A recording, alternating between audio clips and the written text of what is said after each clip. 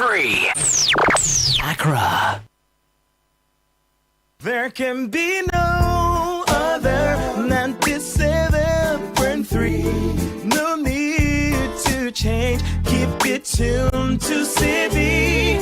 You're number one. Don't look no further.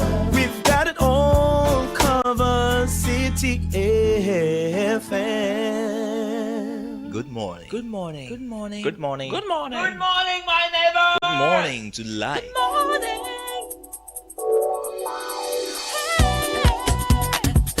Music, talk, inspiration, in perspective. Express yourself. Good morning, my neighbor. Citi FM, your station. It's a refreshing lifestyle. Citi FM, 97.3.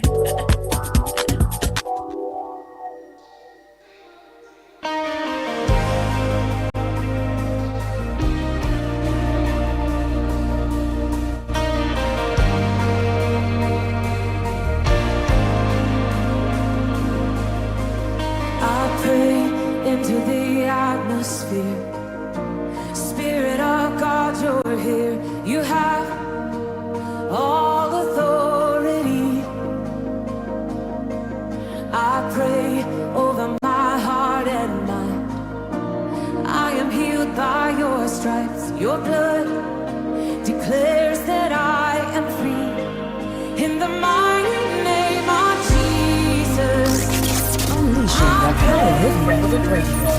This is Citi 97.3. I proclaim every weapon formed against me must break in the mighty name of Jesus. This is the Citi Breakfast Show, the city's biggest conversation.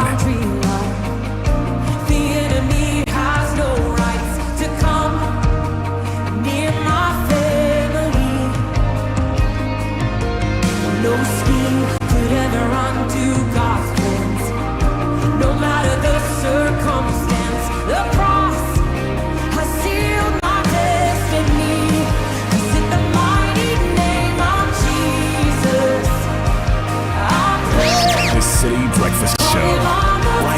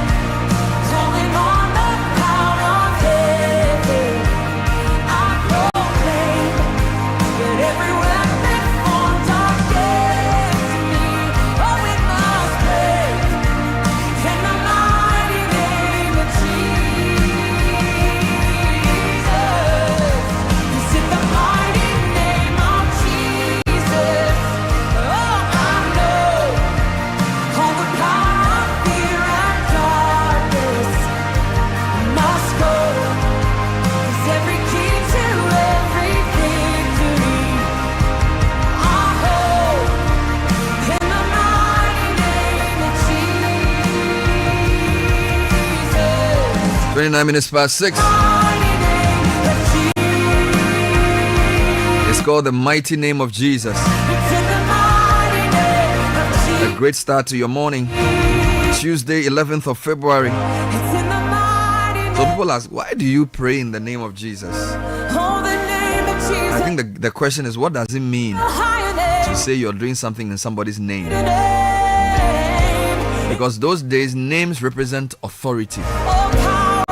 It's the who gave you the audacity to do what you're doing, who gave you the power to say what you're saying, and for whose sake are you doing it, under whose instruction are you doing it. So it's not really what you do, it's in whose name you're doing it. Because in the name of fame, people have done many things. In the name of love, people have done crazy things. In the name of revenge, people have done extraordinarily bad things. So the first thing to think about is, in whose name are you even doing that job? In whose name are you making that post or statement? And his name is resurrection. It means that that name can bring dead things to life. It's an authority that gives us power beyond death. That's what we believe. So the question is, in whose name are you standing? What do you believe?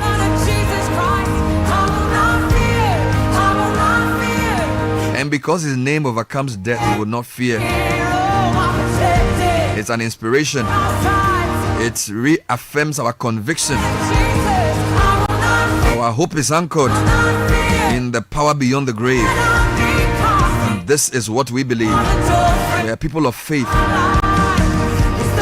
And it inspires us to good works, because for us, faith works by love. Works of faith without love just sound like a clanging cymbal. So to differentiate us from the rest, we always let love lead. Love for neighbor, love for God, placing love for the weak and the underprivileged, for the citizen, love for country, love for continent, love for people at the center of what we do.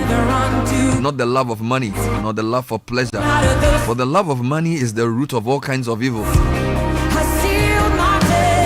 It's not just under whose authority you work, it's also the motivating power behind what you do. There must be something bigger than the now, bigger than you, bigger than your limited scope of what is happening around you. And true greatness means you do it for posterity, leaving a legacy beyond your time and space. Let that inspire you. Let that motivate you. Let that encourage you. The day may start ordinarily. The day may start with nothing new, but you can generate momentum on the inside by reaffirming your convictions and reminding yourself of whose name is pushing you to act and the real motivation for what you do. Some people see it as just radio, but we see it as a calling. It's a ministry of service, highlighting issues that have been covered in darkness. So we are light, we are also sound to the voiceless, and we stand up with courage to build a nation that is on the verge of greatness. It takes citizens doing great things every day. They don't have to be big, but they have to be consistent. Nation building is too important to live in the hands of only a few. We will not relinquish our position to just people with elected office. We also have a place at the table of national development. So join us, an active listener, a great citizen. Keep raising those issues, keep sending those videos, keep raising those alarms. Help us to do better. This is your Citi Breakfast Show, the relevant radio partner.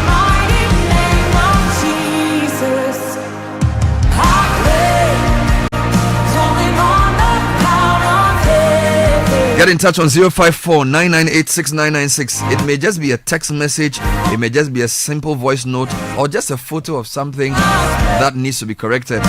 We will follow up with our very able team of hard-working media people. but it's also a business. Oh yes. And we're sponsored for the segment by Total Excellium. It's a new formula, a powerful 3-in-1 action that cleans your engine, extends its life, and lowers your fuel consumption. Anti-corrosion, anti-wear, and detergent additives makes this the -- choice for reducing CO2 emissions. Experience the new formula from Total. Choose quality. And if you're looking for a best of flavor in every sip, discover the refreshing taste of Piva beverages. Piva Tangy, Piva Grapefruit, Piva Cocktail. Available at a distributor near you. Call 0550-032-231. Piva beverages, a taste you love.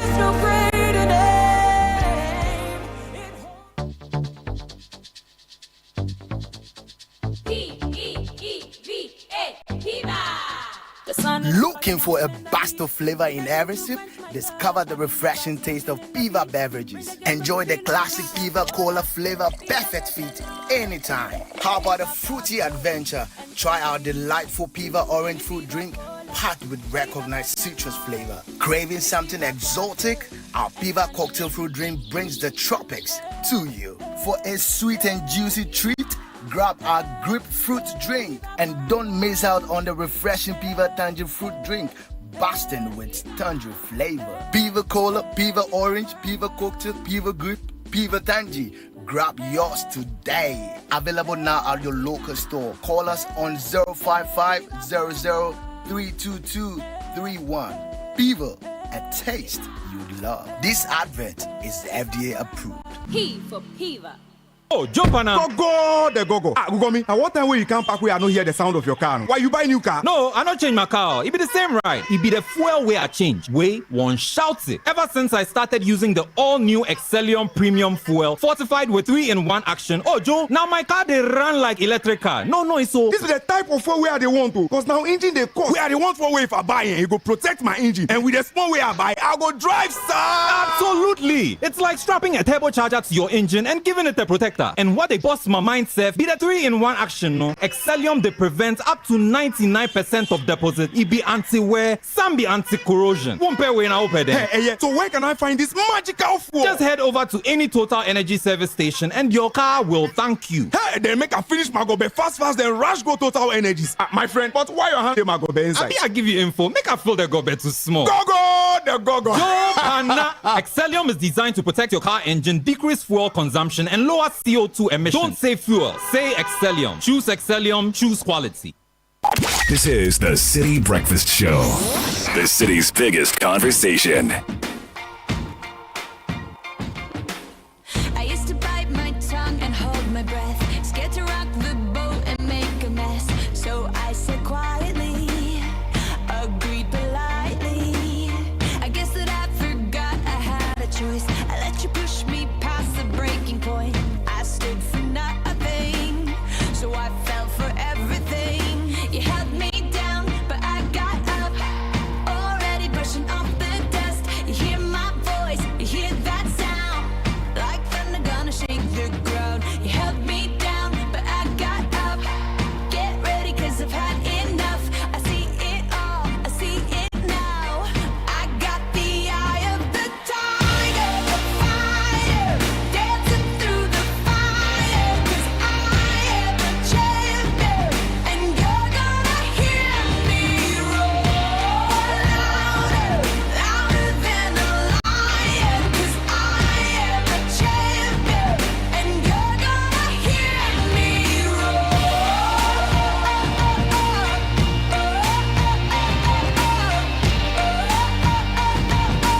You're gonna hear me roar. Now I'm floating like a butterfly. So it's 6:38 on the Citi Breakfast Show this morning, and we're going to straight into the news headlines this morning. My name is Bernard Abdul. I'm here with Caleb Kuda, Me down, but I got and we have quite a number of websites to review, a few newspapers as well. voice. You hear that? Looks like our newspaper industry is going through a lot of stress. Yeah, to print papers that are not being bought. You know, there's a change in the consumption behavior for news, and that tiny little device. Who would have thought that that mobile phone that was made popular a few years ago was going to make the use of paper so limited?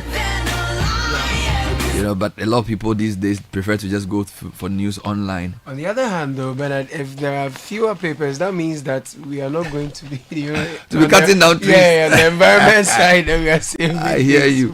So the papers must adjust and realign their production. True. You know, but some people still like the smell of paper. Yeah, I still like reading my good old book. You know, but things have changed. You know, so like let's start with what you have, and I'll go online as well. Yeah, so I have Daybreak here, oral set up to uproot corruption. This is Mahama speaking. There's jubilation at the national security. We'll tell you why later. It comes to the photograph of Harriet Senna Siao Boateng. There's trouble at Prestia Sankofa gold mines. NDC youth want their MD out. All right. Security couples run to Tinubu to lobby Mahama for job retention. And coming up, Katie Hammond's master, quote unquote, in alleged forgery of document causing unlawful damage. Let's deal with the chronicle. Yes. It has a number of stories. Mahama snaps Bolga Adam Smith. His name still missing from list of ministers. This is the photo of Isaac Abdongo, who is the MP for Bolga Tanga, and the president is seen writing on a piece of paper. Dreaded oral report ready. Yes. There is fire on the mountain. The president is handing over the oral report to AG Dominic Ayini. Also, Asuansi Technical Institute lands under threat. And then somebody called Banda says Dauda is a hypocrite. NDC also left behind $7.8 million debt. This is in relation to the Hajj issues. Okay, so the business analyst is big on the oral point. It says government said to retrieve over $20 billion of oral cash. This is Ablakwa revealing. And Ghana's cedi recorded mixed performance against the dollar last week. Government engages IMF 2025 budget. Mahama meets ENI CEO to discuss diversification plans. And the other one here is Mahama's 120-day social contract. 7 key achievements in just 1 month. Economy Times. Ghana's cocoa sector at risk of falling further. Comes with a photograph of the finance minister Kasia Lato-Forsen. Interest rates remain stable during fortnight after BOG retains benchmark rate. And there are crucial negotiations over public and minimum wage for 2025 that has begun. So negotiations have begun. The New Republic says Adiano Apeke from frying pan to fire. Ghana gas staff devastated by new boss's appointment. Evidence points to latte as a plant by outgoing NPP executives. Oh my wow. God. A lot of my word. All right. And then Jato terrorizes Amrahia residents. National security petition to investigate him. 2 SMEs chase missing 2 million Ghana cedis at Ghana Exim Bank. Oral stories here as well. Oral drops $21.19 billion bombshell. Okay. And final one, Daily Post commence immediate probe into oral project. Mahama orders Attorney General and Justice not endless trials. Kweku Azar speaks on dropped prosecutions, and government can't be wasting public's time and resources. Kwachi Ofosu justifies discontinuation of court cases, Bernard. Let me take you online. If you go to citynewsroom.com, tax cuts, energy debt, and city stability dominate Ghana IMF talks. There's a photo of the finance minister. Also, Council of State elections to be held today. Keep an eye on this. Now, the president, spokesperson, minister for government communication has been speaking as well. He defends his decision to drop politically motivated cases. He also says shorten transitions to prevent post-election violence. A few other stories. Ghana Water Company Limited restores supply of water to Ho municipality. And COMAC demands independent audit of gold for oil loss. Meanwhile, MIF undergoes audit over financial irregularity claims against former CEO. And government to meet transport unions over fare hikes amid rising fuel prices. And then this cholera situation in the Futu, we are now told there are 17 new cholera cases in a Futu. All of these on citynewsroom.com. You go to channel 1, a few other stories coming up. Oral is heavy here. In fact, that it says oral will amount to nothing. Okay. This is in Krabi Efa that an MPP stalwart. In other stories, appointments committee, strict protocols needed to forestall vetting chaos. Dapia Mekpo speaking to the committee. Mahama deploys military engineers to build bridge in Esuako, or is it Esuko? Or Esuako. I need help here. And then Professor into government says publicly expose those behind Sapeman stash. This is the gold and fake currency story with Dr. Kwesi and Professor Kwesi being quoted. And now there's another interesting story here. Widow of JB Dankwa Edu condemns Parliament's silence on her husband's murder almost 10 years after that dastardly act. And then Road Safety Authority to prosecute pedestrians who failed to use footbridges. Can you imagine? They don't use the footbridges they fought for. If you go to... prosecute them. Why not? They should use the footbridge. If you go to my journal online, there's a very interesting quote from Shamima Muslim. MPP had 8 years to secure convictions. Why blame Mahama? All right, this is in relation to the AG's discontinuation of some cases. Meanwhile, as you read, Kweku Azan says justice does not mean endless trials. All right, a few other stories, all set for Council of State election, 522 to vote in 16 regions. So there's a small electoral college for the people who are aspiring to be head of or to be representatives of their regions. I think there are 10 women contesting in all.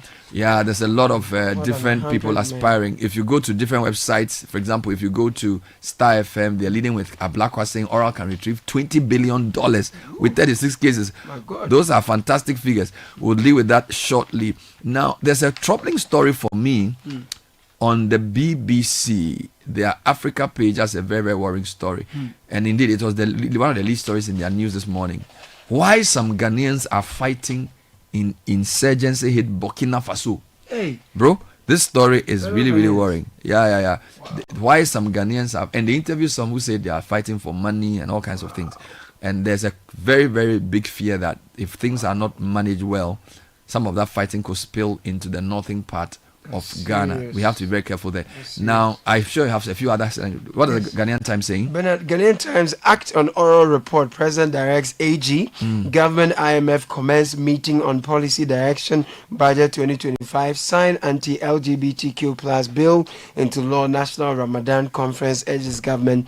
FDA leads 7 African regulators to foster trust, accelerate access to medicines. And then government plans to legalize motorcycle operations. We'll deal with that later this morning. I'll bring you 2 final ones here on Class FM. Mauli Semevo, veteran actor responding to treatment after suffering severe Friday night burn accident.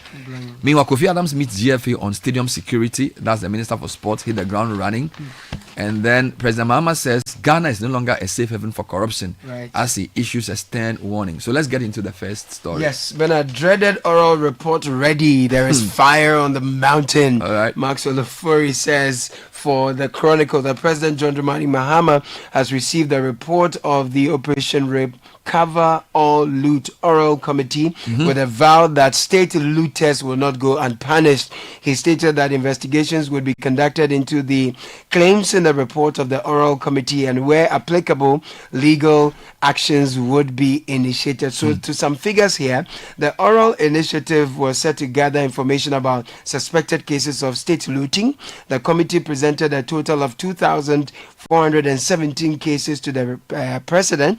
Now, the report is said to highlight alleged stolen state assets, including lands and bungalows. In terms of savings, in a brief remark before handing over the report to the president, the former chairman of Oral, Samuel Okujeto Ablakwa, mentioned that the government could recover as much as $21.19 billion from stolen state assets captured in the report. Now, Mr. Ablakwa explained that after reviewing 36 major cases and land-related loots, the committee has the potential to reclaim this substantial amount. Meanwhile, the president has instructed Attorney General Dr. Dominic Ayine to immediately conduct investigations into the corruption cases presented to him by the Operation Recover All Loot Committee. Yes. I have promptly handed over the report to AG, a Minister of Justice, and I've given him firm instructions to commence immediate investigations into cases reported in here. Meanwhile, the Oral Committee has disclosed that it has so far received, as you read, 2,417 individuals. Now,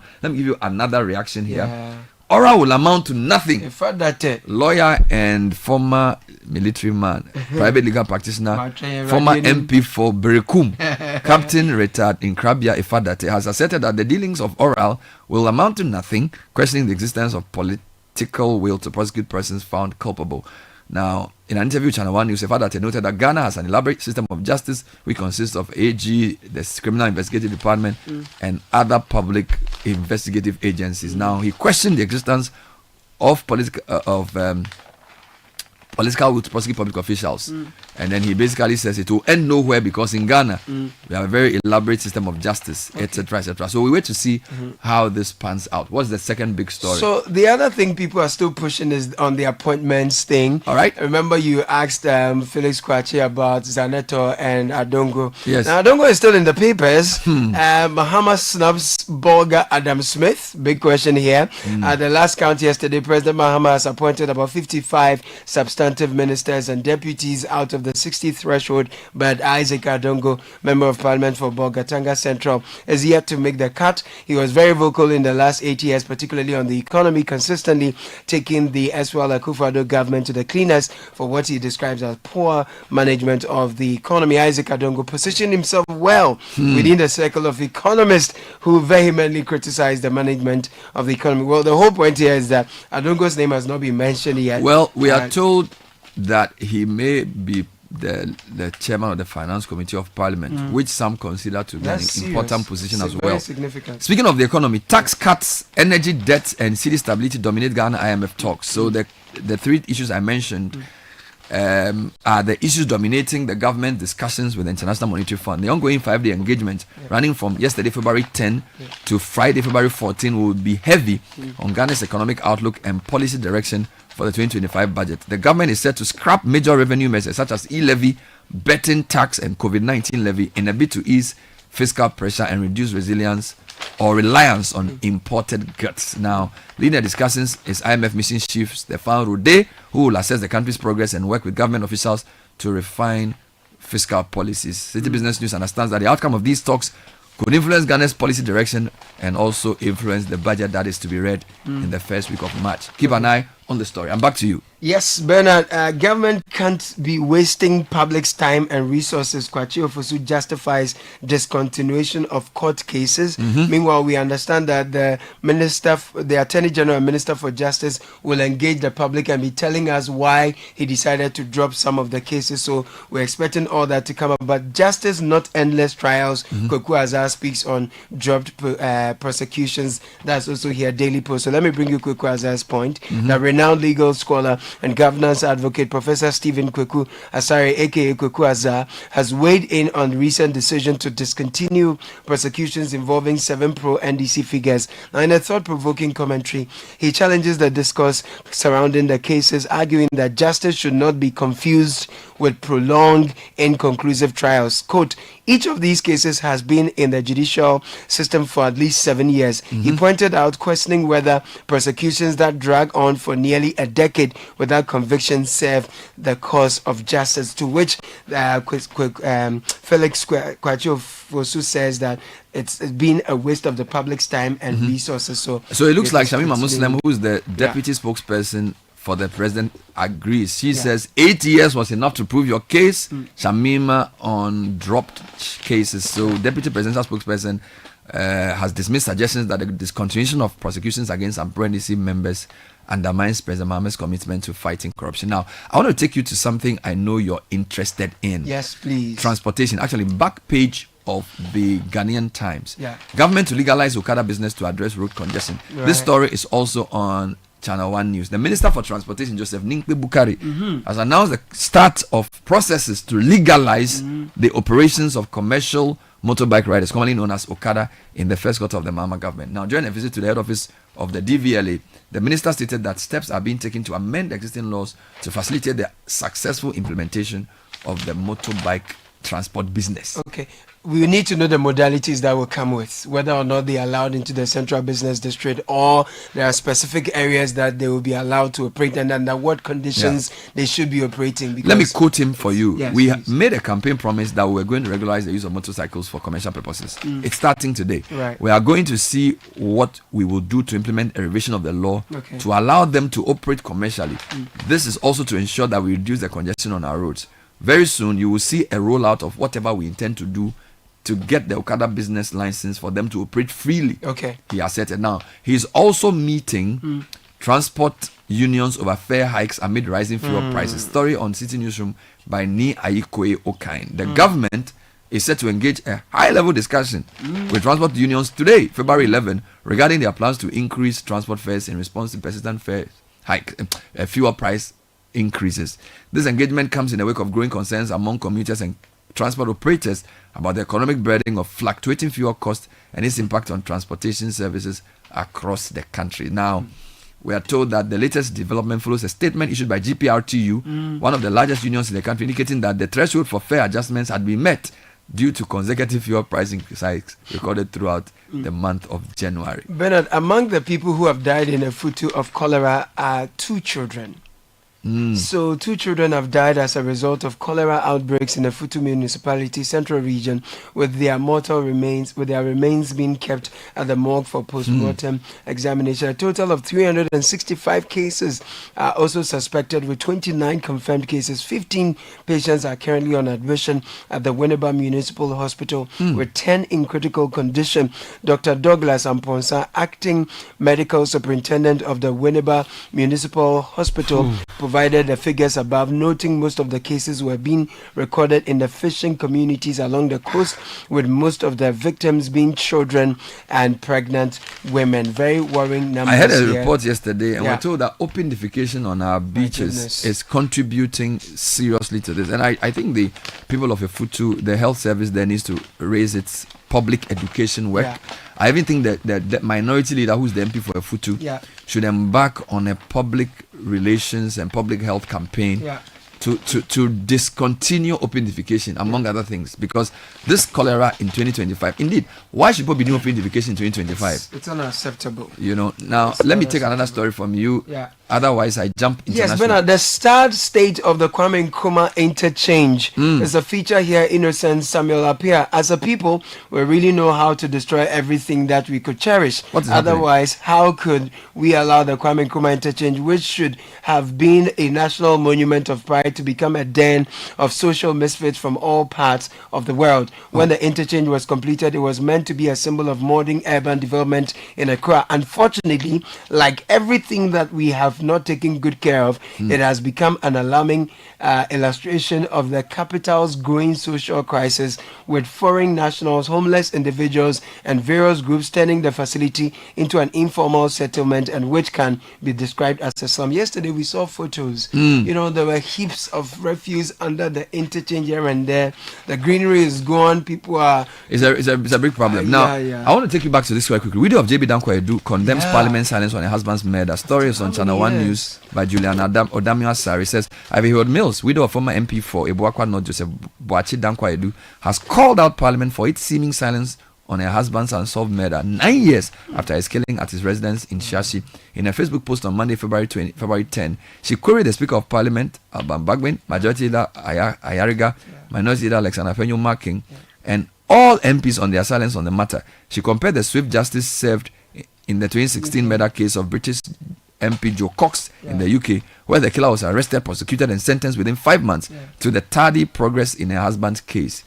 So, in another push, she honored her husband's memory as a principled legislator, devoted father, and patriot, but criticized Parliament's seeming indifference to her husband's tragic demise. And it's been 9 years and 1 day since he was brutally murdered as a sitting MP. Parliament has carried on as if life has been inconsequential. I dare say his life was not inconsequential, and what happened to him could have happened to any. The other post read, and I think her post is well in order. Let me end with a troubling one from Burkina Faso. BBC is reporting through Ed Butler from Tamale that 3 Ghanaians have told the BBC of their involvement in the fighting between Islamist insurgents and the military in neighboring Burkina Faso, describing scenes of sometimes indiscriminate violence and bloody battles. We are always with the dead in some battles. I have seen 40, 50, or 100 people dead.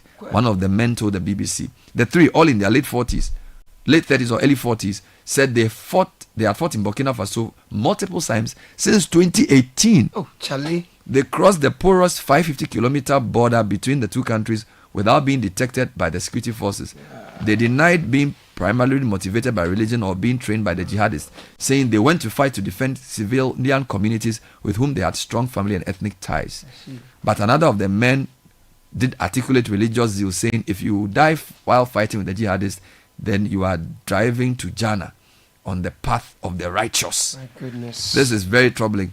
Hopefully, the Ghanaian authorities are paying attention to these stories and acting quickly to avoid Bimbela SHS students are struggling amid severe water crisis. I know the water company has been doing some work, but they should pay attention to Bimbela SHS.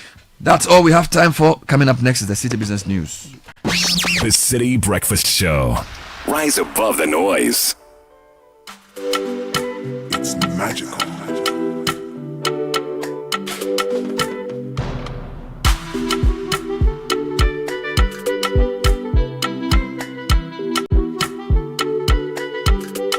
Time for the Citi Business News, brought to you by Goyle, MTN, and EcoBank.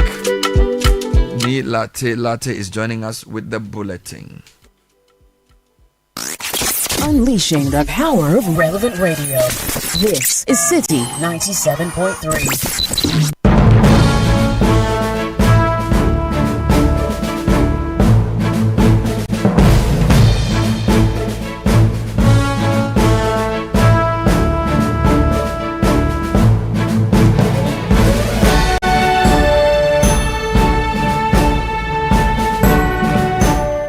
Hello there, good morning. Welcome to the breakfast edition of Citi Business News on 97.3 Citi FM. The bulletin is brought to you by MTN, Goyle, and EcoBank. Coming up this morning, you could be paying more for goods and services soon as government begins crucial talks with transport unions over possible increment in fares. Also, push for fiscal prudence intensifies among economic players as IMF government talks on budget enters day 2, and later the John Dramani Mahama government is just a month old, but our business is preparing for the 24-hour economy shift. To explore how some companies are implementing the policy and the motivation thereof. I am Ni Latte, details shortly.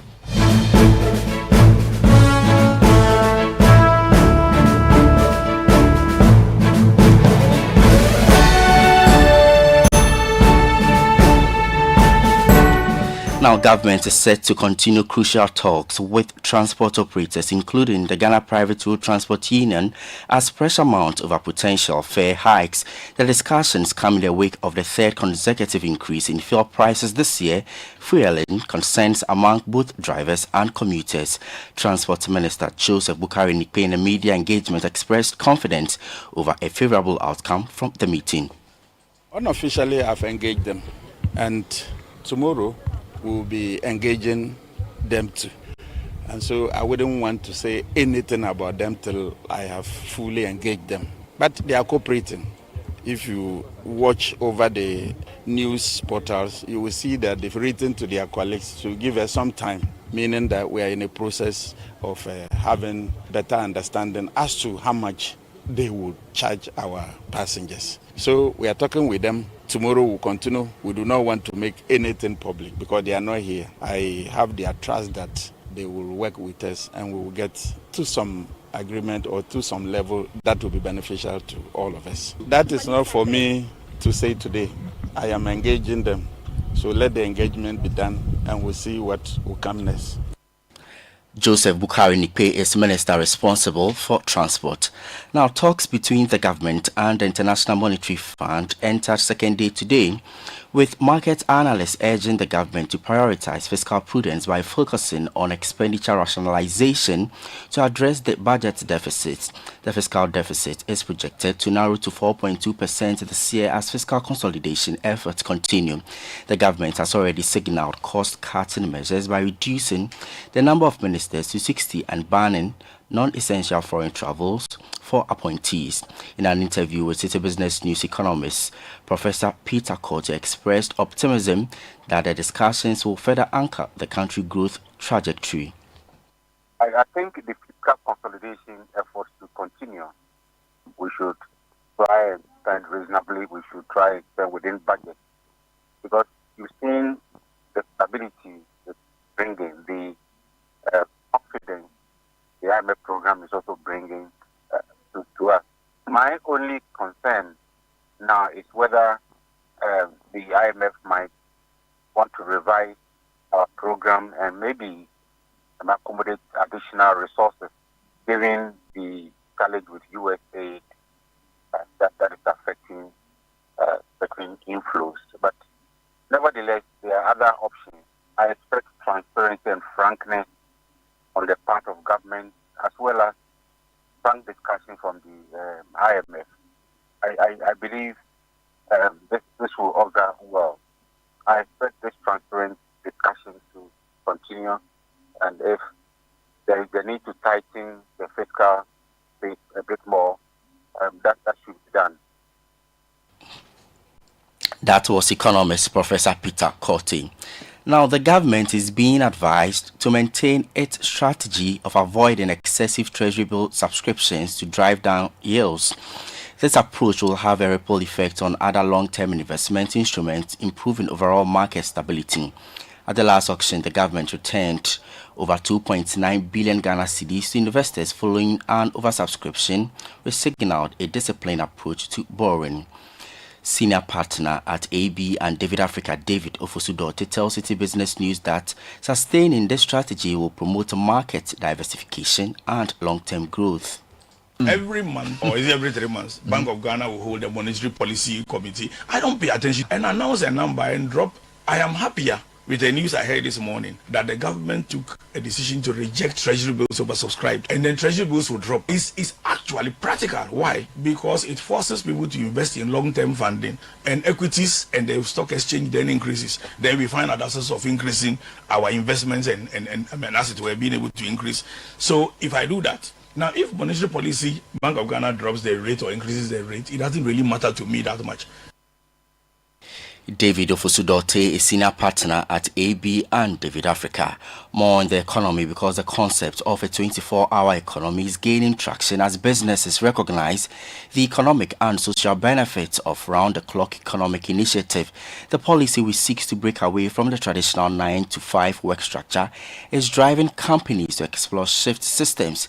In this report, Netele Netiajau and Daniel Sakiti explore how companies are implementing the policy and the motivations driving the shifts. Among the early adopters is the Universal Motors Limited, a major automobile dealer that has begun piloting an additional shift system. The company sees this as an opportunity to enhance customer satisfaction by extending service hours. Management believes that if the pilot proves successful, it could lead to increased employment as more workers will be needed to sustain the extended operational hours. Subi Akkad is Chief Executive Officer of Universal Motors Limited. So far, the feedback has been positive. Our operations run in 2 shifts, the first from 8 a.m. to 5 p.m. and the second from 12 p.m. to 9 p.m. Security is always a concern, but we have implemented robust measures to ensure safety and provide transportation to a central location for staff working late hours. Although operational costs such as electricity and transport have increased, we remain optimistic that this initiative will yield higher returns. By being the first to implement it and only automobile company offering this level of service, we hope it will set us apart in the market. But while some businesses are testing the waters, others that already operate 24 hours are highlighting critical challenges. District 24 restaurant, which has been running on a round-the-clock model, is stressing the need for government-backed policies, calling for enhanced security and tax waivers to ease operational costs. One of the supervisors at the restaurant, Bismarck Adams, says for such businesses, sustaining profitability in a 24-hour economy would depend on a supportive policy framework that addresses challenges. We need support because it's not easy for someone to having like 500 employers in Ghana here. It's not easy. So if any support will come, we'll be very, very, very grateful about it. At least if maybe they can put maybe some effort in financially, we'll be very grateful about it because sometimes maybe like there's a lot of challenges. Like I said earlier, the gas is on 24/7, the light is on 24/7. So if any measures or if maybe any support or something like that, we'll be appreciating about that one. The shift is not limited to the private sector. The Driver and Vehicle Licensing Authority has indicated its willingness to transition to a 24-hour service delivery. If fully implemented, this could significantly reduce bottlenecks at its offices, improving efficiency for businesses and individuals alike.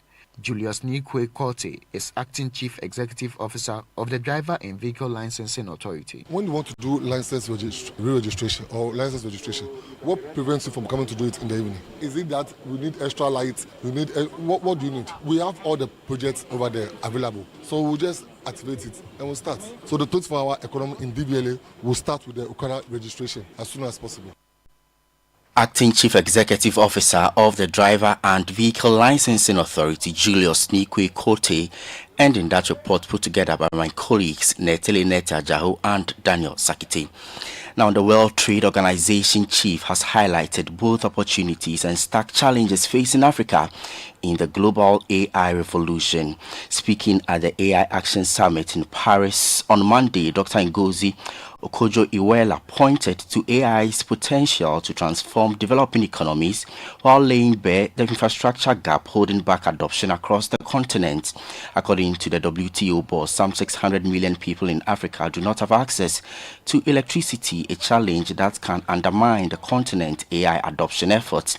She's been speaking on what Africa must do if it is to benefit from the global AI adoption. I think that Africa must focus on basic infrastructure. We are not going to make it for AI adoption unless we move faster. And that means we have to work even faster with the multilateral organizations. I totally applaud the effort being made by African Development Bank and the World Bank to bring electricity to 300 million. We need to double that and get us on the grid, because if we are going to be part of AI. Second, Africa must reduce its own internal costs. You heard what I said about, the costs confronting us. If we are to adopt AI, we are to make good use of it. We also need to look at our own internal bureaucracies and the costs confronting investment. Invest for AI to work. We need to invest. Dr. Ngozi Okonjo-Iweala is the Director General of the World Trade Organization. The summit in Paris is discussing, among other things, new and emerging opportunities and threats within the AI space and how the international community can put in place guardrails to ensure the responsible use of the technology for the benefit of humanity and the global economy. And that's it for the breakfast edition of Citi Business News, proudly brought to you by MTN, Goel and EcoBank. My name is Latte. On the forex markets, the dollar trading at 16 cedis, the British pound at 19 cedis 40 pesos, that of the euro going for 16 cedis 50 pesos. Do have a good business day. Every day, people have money emergencies. Ma, I need my school fees. Mommy chop money. Cratchet. Mommy rent. Emergency. Now, there's a new emergency number in town. More money, challenge and enjoyment. At the top life we got. Dial star 770 hash for money emergencies and chop life. For emergency access to your bank accounts, transfers, utility payments, loans, and more. Dial star 770 hash. Bank on the go even without data with EcoBank's short code for digital banking. EcoBank, the Pan-African Bank. For over 60 years, Good Energy has served you top quality fuel. Goil brings you Super XP for a smooth ride. It is available in Goil stations nationwide. Goil Super XP is fortified with special additives which help your engine perform better and use less fuel. Goil Super XP is quality fuel, the ideal choice for most vehicles. Energize your ride with Goil Super XP. Who feel ya? Huh? Who feel? Good energy. Yeah. The other day, I visited Kweku at his spunky new office to congratulate him on opening his business. And man, was I impressed. The business is just moving quick. The sales, customers, everything is just working seamlessly. The secret? He said, It's MTN Business Broadband. In this fast-paced environment, we need fast and reliable internet to support all business types. No laggy online meetings, great download and upload speeds, impeccable business management systems, all inclusive. I mean, you can have it all. Sharp! I signed on immediately. To enable your business stay ahead and stay connected, make sure you're signed on to the best internet made just for businesses. MTN Business Broadband. Sign up today on broadband.mtn.com.gh and manage your account on my MTN app. Call 0244 308 111 for more information. We are good together everywhere you go.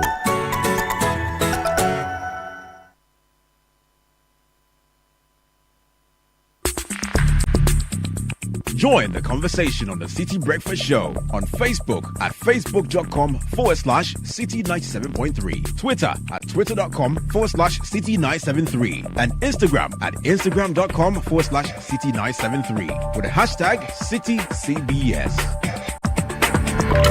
It's magical.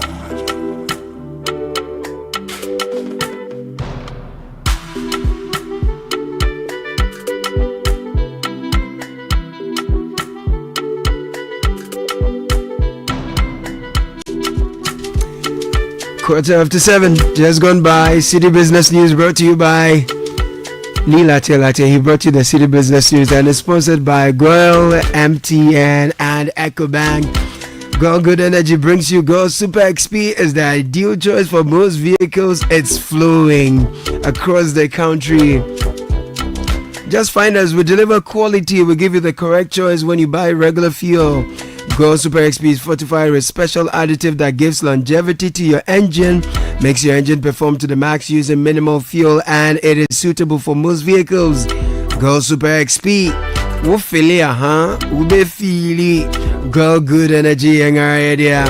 Now, while wait to own your dream phone when you can have it now without breaking the bank. This is how Gabib got his phone. He did it with the MTN Pick and Pay Later. All you have to do is to dial *170#, choose device and pick device pick and pay later under the loan menu to start the process with just a small initial deposit. The best part is all phones come with up to 3 GB free data, so you can share your pictures and get all the biggest scoops online for the first 6 months after purchase. So with the MTN Pick and Pay Later, you can now own your perfect smartphone and pay in easy installments over 4 to 6 months. Gabby, you have to try this again for the Valentine, you understand? You just stop by any MTN service center to grab your dream phone and enjoy the ultimate smartphone experience. The business news was also brought to you by EcoBank. EcoBank says don't get scammed. Fraudulent activities are on the rise. Scammers continue to target customers of various banks through phone calls, text messages, emails, and all they want to do is to get customers to divulge sensitive information such as password, PIN, card information, CVV, OTP, and other personal details. The ultimate aim is to steal your money. Please do not fall for such. Report any suspicious SMS, email, or phone call to the EcoBank Contact Center. Delete such messages at once. If you're in doubt or you feel insecure, call EcoBank Contact Center on 0800 003225. It's a toll-free number. We're getting into kickoff. Gabby Affair is here. And kickoff is brought to you by Shell and Zonda Ghana Limited. No, yesterday the boys were talking about what they are getting from their people on Val's Day and all those things. I mean, you there, you don't care. You're a hard guy. Val's Day, yes. There is sports panorama. Thank you. Yeah, man. So we'll be at work. Yes, we'll be enjoying sports. After that, the phones are off. We're back on Sunday morning. There is no time for any. There's plenty of football to watch, my brother. Okay. So football over Valentine. Yes. Nobody's quarantining you anywhere. No, it's just football. Time no fixing the numbers. I see that. And cashing out. Maybe so. Gabby Affair. Ready with the kickoff? Brought to you by Shell V Power and Zonda Ghana Limited. From planning date nights to making your kids happy with the latest toy and ice cream, these many little things make all the difference in creating lasting memories. Good times start at Shell, where you can fill up on more. You can fill up on more than just fuel. Fill up on love, laughter, and sumptuous bites and treats from our partner vendors. Juicy chicken, filling burgers, snacks, a space to just unwind. Trust me, you'll find it all at Shell. While you enjoy yourself with your family and friends, your car can also get the love it deserves at the Shell service station and wash bay. It's one roof for everything. Visit Shell today. Shell, go well.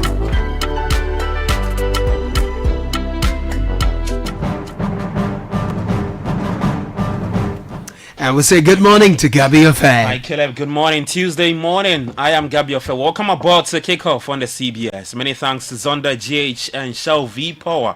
Shell, go well. Coming up in the next 10 minutes. It's a good ball. He's onside, Rodrigo. Can Akanji get back in front of him? No, he can't. It's 2-1. 2 goals in 2 minutes. So turn it around. Stones, Foden. Brilliant! He's one of our own! Well, the last 2 winners of the Champions League will fight for their right to qualify for the last 16 of the UEFA Champions League.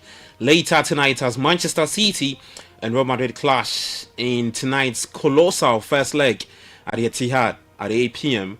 Reactions coming up a bit later, plus some update from the GFA premises following yesterday's meeting with Sports Minister Kofi Adams. Many thanks for joining me. Let's get into the details now. Starting off with this, Minister for Sports and Recreation Kofi Adams hit the ground running yesterday after officially assuming office. Now, as a crucial first step, he met with officials of the Ghana Football Association yesterday following President John Dramani Mahama's directive to initiate sports reforms by engaging with the GFA. Now, the high-level meeting comes as part of broader efforts to revamp the sector, with the minister tasked not only with revitalizing the Black Stars, but also ensuring the holistic development of sport under the new government. Kofi Adams is expected to hold further engagement with key stakeholders as he works towards achieving these goals. Meanwhile, he's been talking. The minister has vowed to implement stringent measures to prevent Ghanaian athletes from absconding while representing the country at major tournament. Well, you hardly will hear of proper athletes absconding. So what it means is that you must put system in place such that only athletes attend and not people who are selected as athletes. Because some people just sit there and when they hear that there's some tournament somewhere or some meeting somewhere sports related, then they create a letterhead and say, we are this group, we are going. Then they come without any indication of any training or competition and nationally to show. So before you bring in a letter for introductory note for a visa, you must have proven that if it's table tennis, there have been a certain consistent competition of these persons you are even bringing that have taken part with evidence to show before the ministry or the NSA will get involved. That will reduce persons absconding and it will give integrity to once again our country and its sports.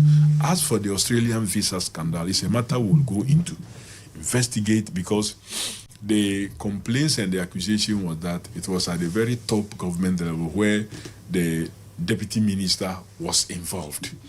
If the deputy minister will be involved, then you cannot put blame on it. Then it means that government, the state, was a participant. It is only when we investigate and punish those who must be punished that those other nations can treat Ghana as a serious country. Until we do that, we'll be treated with the contempt that we deserve. All right, in resetting Ghana sports, the management of Asante Kotoko and Accra Hearts of Oak, two of Ghana's most successful football clubs, submitted a proposal to the GFA outlining key reforms aimed at improving the GPL. Now, in their submission, the clubs expressed deep concerns over the current state of the league and also stressed the urgent need for reforms, particularly in security and club licensing regulations. They also urged the GFA to take full control of security arrangement at league venues to safeguard lives and property. Now, as part of their recommendations, they called for the full implementation of the Badegbe Commission report and the deployment of at least 100 police officers for Category A and B marches. They also proposed assigning at least 20 military personnel to Category A marches and selected high-risk Category B marches. Meanwhile, GACO President John Onsa has reaffirmed his commitment to tackling the challenges that have plagued the local league in recent years under his administration. He also touched on this year's President's Cup. There is not much time for us, especially within our first assignments. You know, we have a new president in the country too as well. As to how he can meet our program is another issue. You know, we always play the President Cup the 5th of March, and then the next day should be independent. He has a right to choose where he wants us to have that competition. And so we have to go through all those things. That is another one thing that will be immediate tax that we have to tackle. Thereafter, we have to be looking for good sponsors for GACA. Look, our clubs, if I watch the television and we complain, which we have the right to complain, that is correct. But sometimes it helps us also to know what qualities are we getting, what is really happening with our teams. Are they performing or they are not performing? All right, so that's GACO President John Onsa speaking there. Now, let's get to the Champions League. The round of 32 matches commences tonight. We have 4 games today, one kicking off at 5:45 p.m. Brest will take on PSG. At 8 p.m. we have 3 more matches. Manchester City v Madrid at Etihad Stadium. And for the 4th season running, City and Madrid meet in the knockout stages, although the other 3 occasions came in the quarters and also the semi-finals. Here's what Madrid's Rodrigo had to say on meeting Manchester City again tonight. It's the same difficulty as always when you play against them. And first and foremost, we play the first game here, so there's lots of pressure on our players. We know it's going to be difficult as always, but I think we need to have the mentality that we had last season. That will be key to getting a good result here. All right, so that's Madrid's Rodrigo speaking through an interpreter. Now let's get to Manchester City boss Pep Guardiola. There are few clubs in Europe that for the history, for everything, always it doesn't matter where. In a group stage, on the knockout stage, always is difficult. We have not done, how we said, quite well in group stage, so we deserve to be that we are. So the draw is the draw, and accept the challenge. Pep, it's the last 3 years you've met Real Madrid in the competition, and each time whoever's won this particular tie has gone on to lift the trophy. You've been involved in it, we've witnessed it, but is this the great Champions League rivalry of this current era, Manchester City and Real Madrid?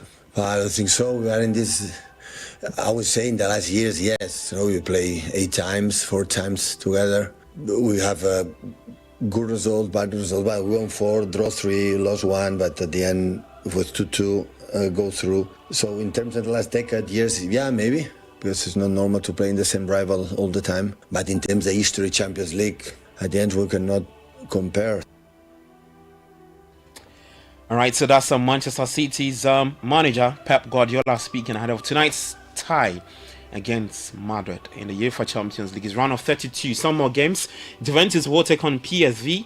Sporting take on Borussia Dortmund. We'll keep you updated later at 5 p.m. Now, Plymouth reward for knocking out Liverpool is a trip to Premier League champions Manchester City in the FA Cup 5th round, while holders United will play Fulham. The other pairings are Preston taking on Burnley. Aston Villa is up against Cardiff City. Crystal Palace will take on Millwall. Newcastle United up against Brighton. Bournemouth will play Wolves in the next stage of the FA Cup. That's round 5. Finishing off in Italy, and Monza have reappointed Alessandro Nesta as their manager 7 weeks after sacking the former Italy defender. He won just once in 17 league games before being sacked, but has now returned, and his first match back in charge will be against Lecce on Sunday, 16 February. So keep you posted. That's all the sport for today. For more, you can head to City Sports online. That's coming on X at City Sports GHA. Kickoff is probably brought to you by Zonda GH Shell V Power Shell Go Wall. I am Gabi Ofe. Enjoy the rest of your day. Do take care and bye-bye. It's not just a service station. It's a place you get more for every visit. It's not just a place to fill your tank. It's a place to fulfill your cravings. From chicken to chocolate, caramel, or the tasty latte. It's not just a place to service your car. It's the perfect place to wash your ride. It's a place where convenience, love, friendship, joy, and laughter assemble. Because it all starts at Shell. Visit Shell today and enjoy a wide array of services and offers under one roof. It starts at Shell.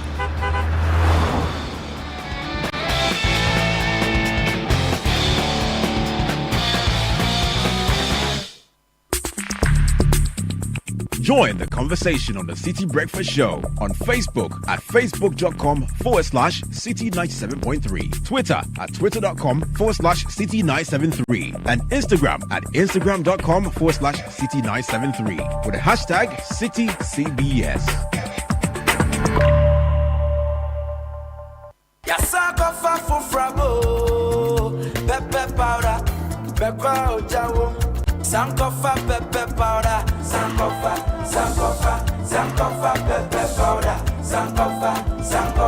Sankofa pepper powder. ATN hawo, go better than your bottle you are. Sankofa got you covered. Go for Sankofa pepper powder. Sankofa pepper powder. Abuna abonje krakra. Sankofa pepper powder. Red and hot, very natural. Sankofa pepper powder. Chinchinga and Nambia. Sankofa pepper powder. Noodles, Ghana jollo. Sankofa pepper powder. Essia nette. Sankofa pepper powder. Sankofa pepper powder. Sankofa pepper powder. Sankofa pepper powder.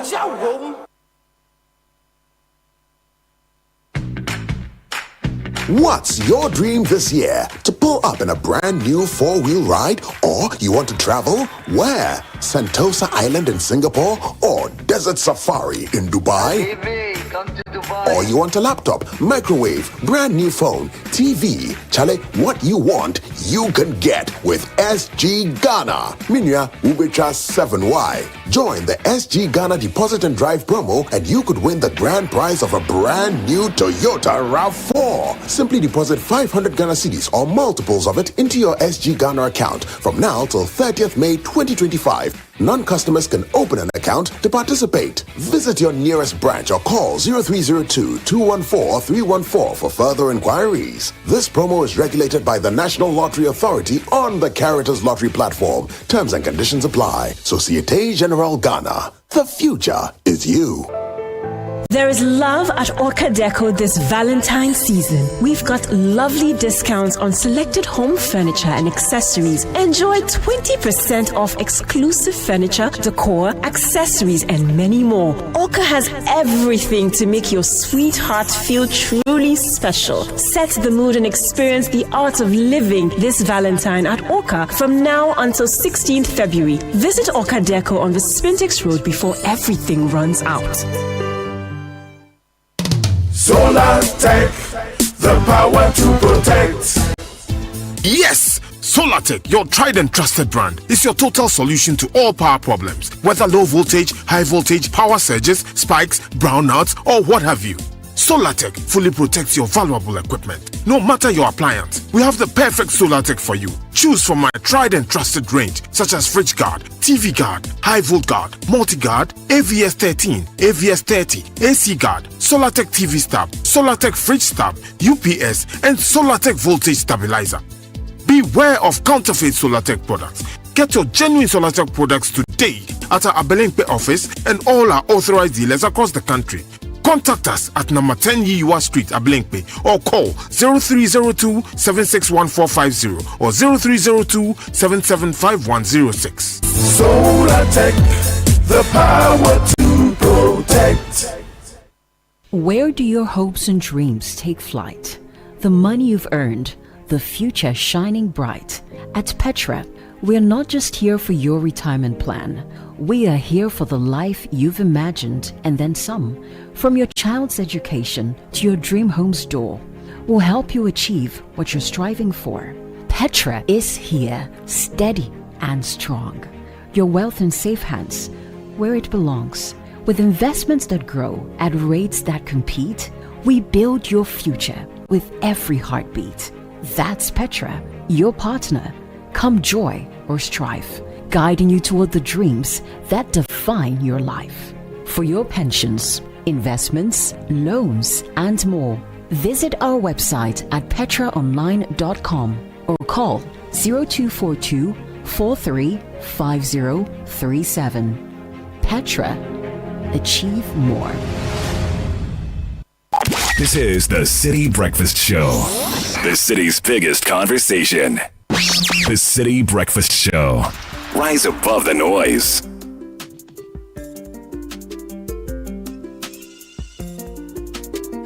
Yeah. Send it out and see you in time. Send it to me, cook, you know, send it on your phone, you can't tell. Rocking you, yeah.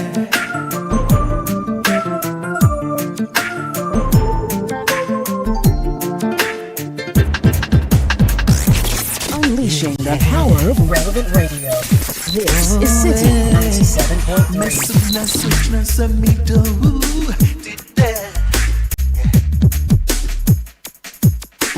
The Citi Breakfast Show. Rise above the noise. You be run to my crow, I said it. Why you are crow? Won't test of any so I don't know.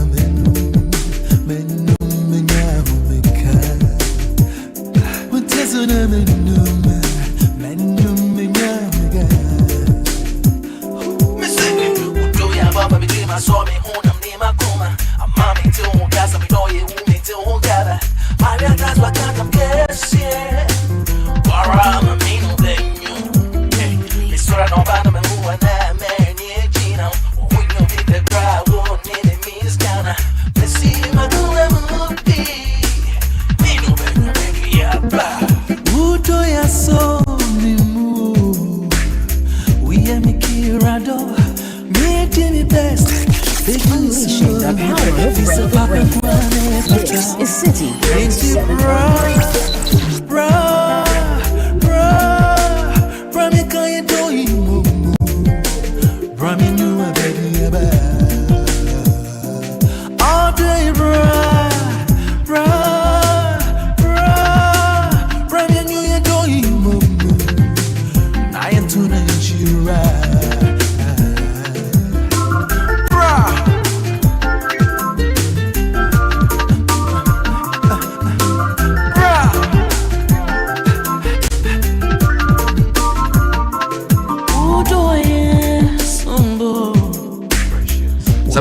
Citi Breakfast Show.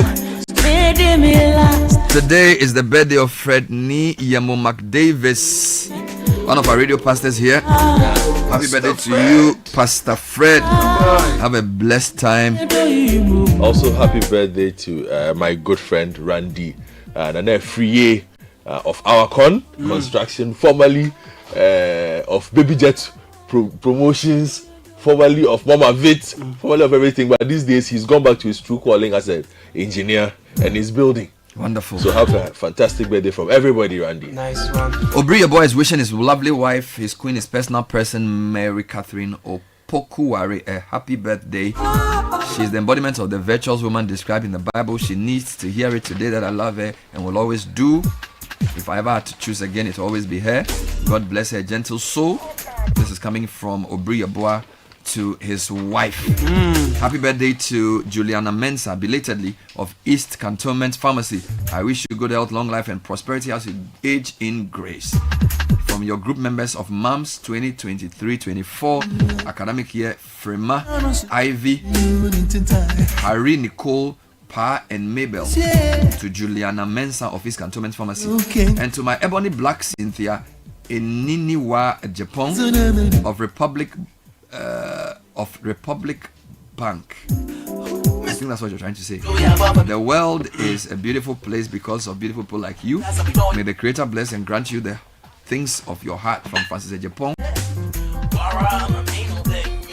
And a shout to my wife, one last one. To my wife, Faustina Kosia Papo, a class coordinator at Crystal Heights International School, Accra. May heaven continue to smile towards you. From yours truly, Ni Adote Papo of Crawford's Consultancy, Accra. We are making Rado, me Jimmy best, big Usu, this a Papa Kwane Fatao, This one says, hello Bernard, good morning to you and your listeners. Today is my birthday. I was born on the same day and hour as Nelson Mandela. May his soul rest in peace. He was released from prison. Okay. May the Lord continue to bless me and all the birthday celebrants today. Vincent, aka Mangala Jerseys. Okay. So today's the day Mandela was released from prison. It used to be a very good what do you know question. When was Nelson Mandela released from prison? All right, are you a tertiary or high school graduate looking for employable skills to launch a tech career? Code Train Africa is Ghana's premier software engineering design training program, empowering hardworking students and individuals to take their place in the global scene. For the past 7 years, Code Train has trained over 700 software engineers with a close to 90% job placement rate within just 6 months. At Code Train, we don't just teach coding, we prepare you for the real world. Our practical bootcamp model helps get you work on real-life projects that solve problems for both local and international companies. We offer 2-year professional training programs in software engineering and UX design, in-person training at our East Legon campus, and interactive virtual options for students outside Accra. Admissions are open. Go to codetrainafrica.com or 054-579-2397.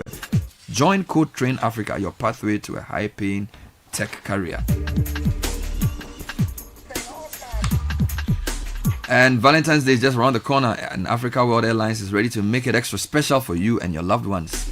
If you want to win an amazing free flight to any of our amazing destinations, simply follow the 3 steps. 1, follow our social media pages, Instagram, TikTok, LinkedIn, X or Threads or YouTube. 2, create a 30-second video of yourself singing the chorus of the Africa World Airlines jingle. And step 3, post it with the hashtag FlyAWA Sing Out. Tag us and send it to any of our social media handles. We will feature it on our page. The top 3 videos with the highest likes, comments and views will each win a free ticket to any of Africa World Airlines flight destinations. So get creative, sing your heart out, and let's make this Valentine's unforgettable with Africa World Airlines. For more information, call 0800 200 200. So I have a question for you guys. Yes. What was the last time you dewormed? Not long ago. It's highly recommended that you deworm frequently. That's where Vemox comes in. Okay. So the new Vemox banana flavored dewormer from Johnson & Johnson Okay. gets rid of Banana worms, flavored. and it's available in both tablet and suspension, suitable for both children and adults. And it's good for you. It's bad for worms. Call 055-631-9624. Yeah, man. Not recommended for children under 2 years old. All right, Godfred, have you been following the oral? I don't know what to call it. The oral phenomenon. Yes. What have you made of it?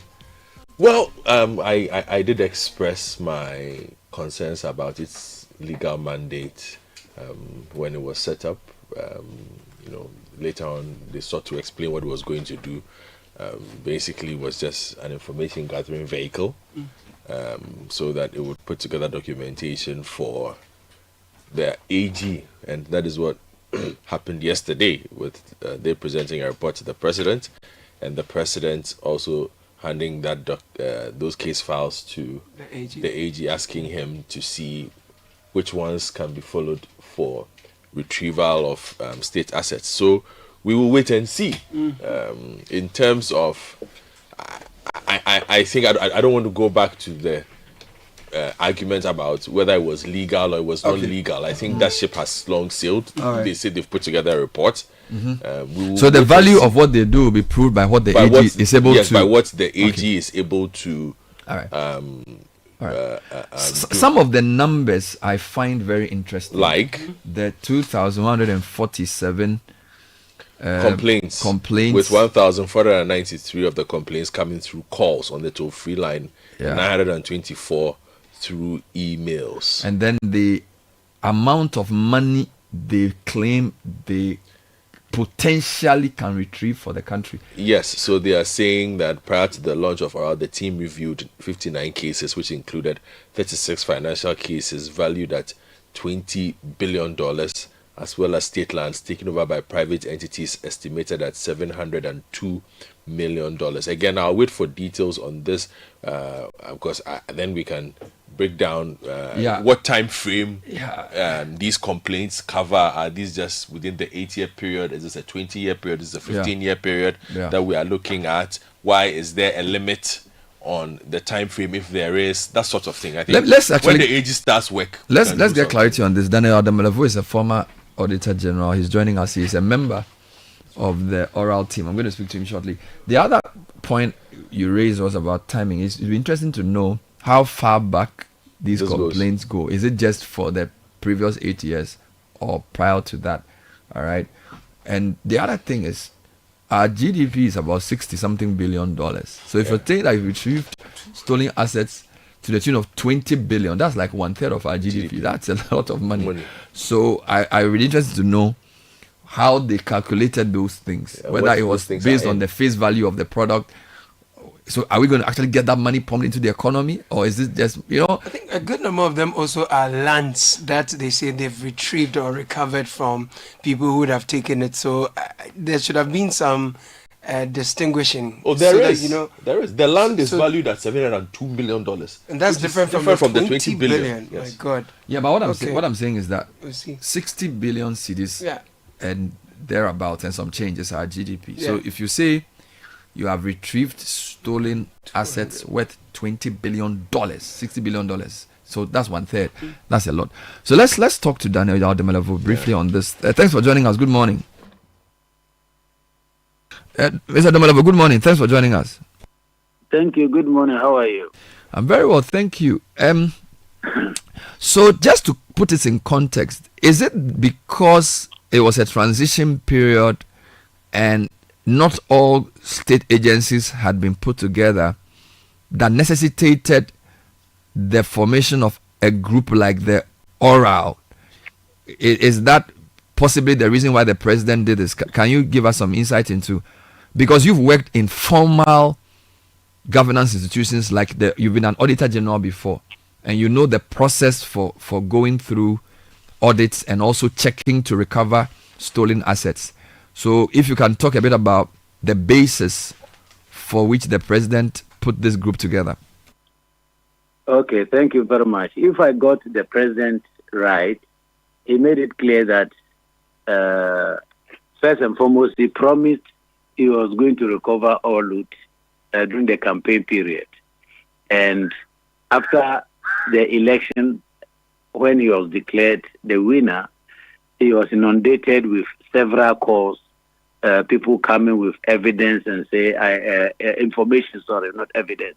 People coming with information to say there's loot here, there is wastage here, stealing here, etc. And so he thought it wise to have a team who people could go to so that we can collect all this information and then more as it were, separate them into various categories which he can give to the Attorney General to work on. So the information we presented yesterday, for instance, there are some which have to do with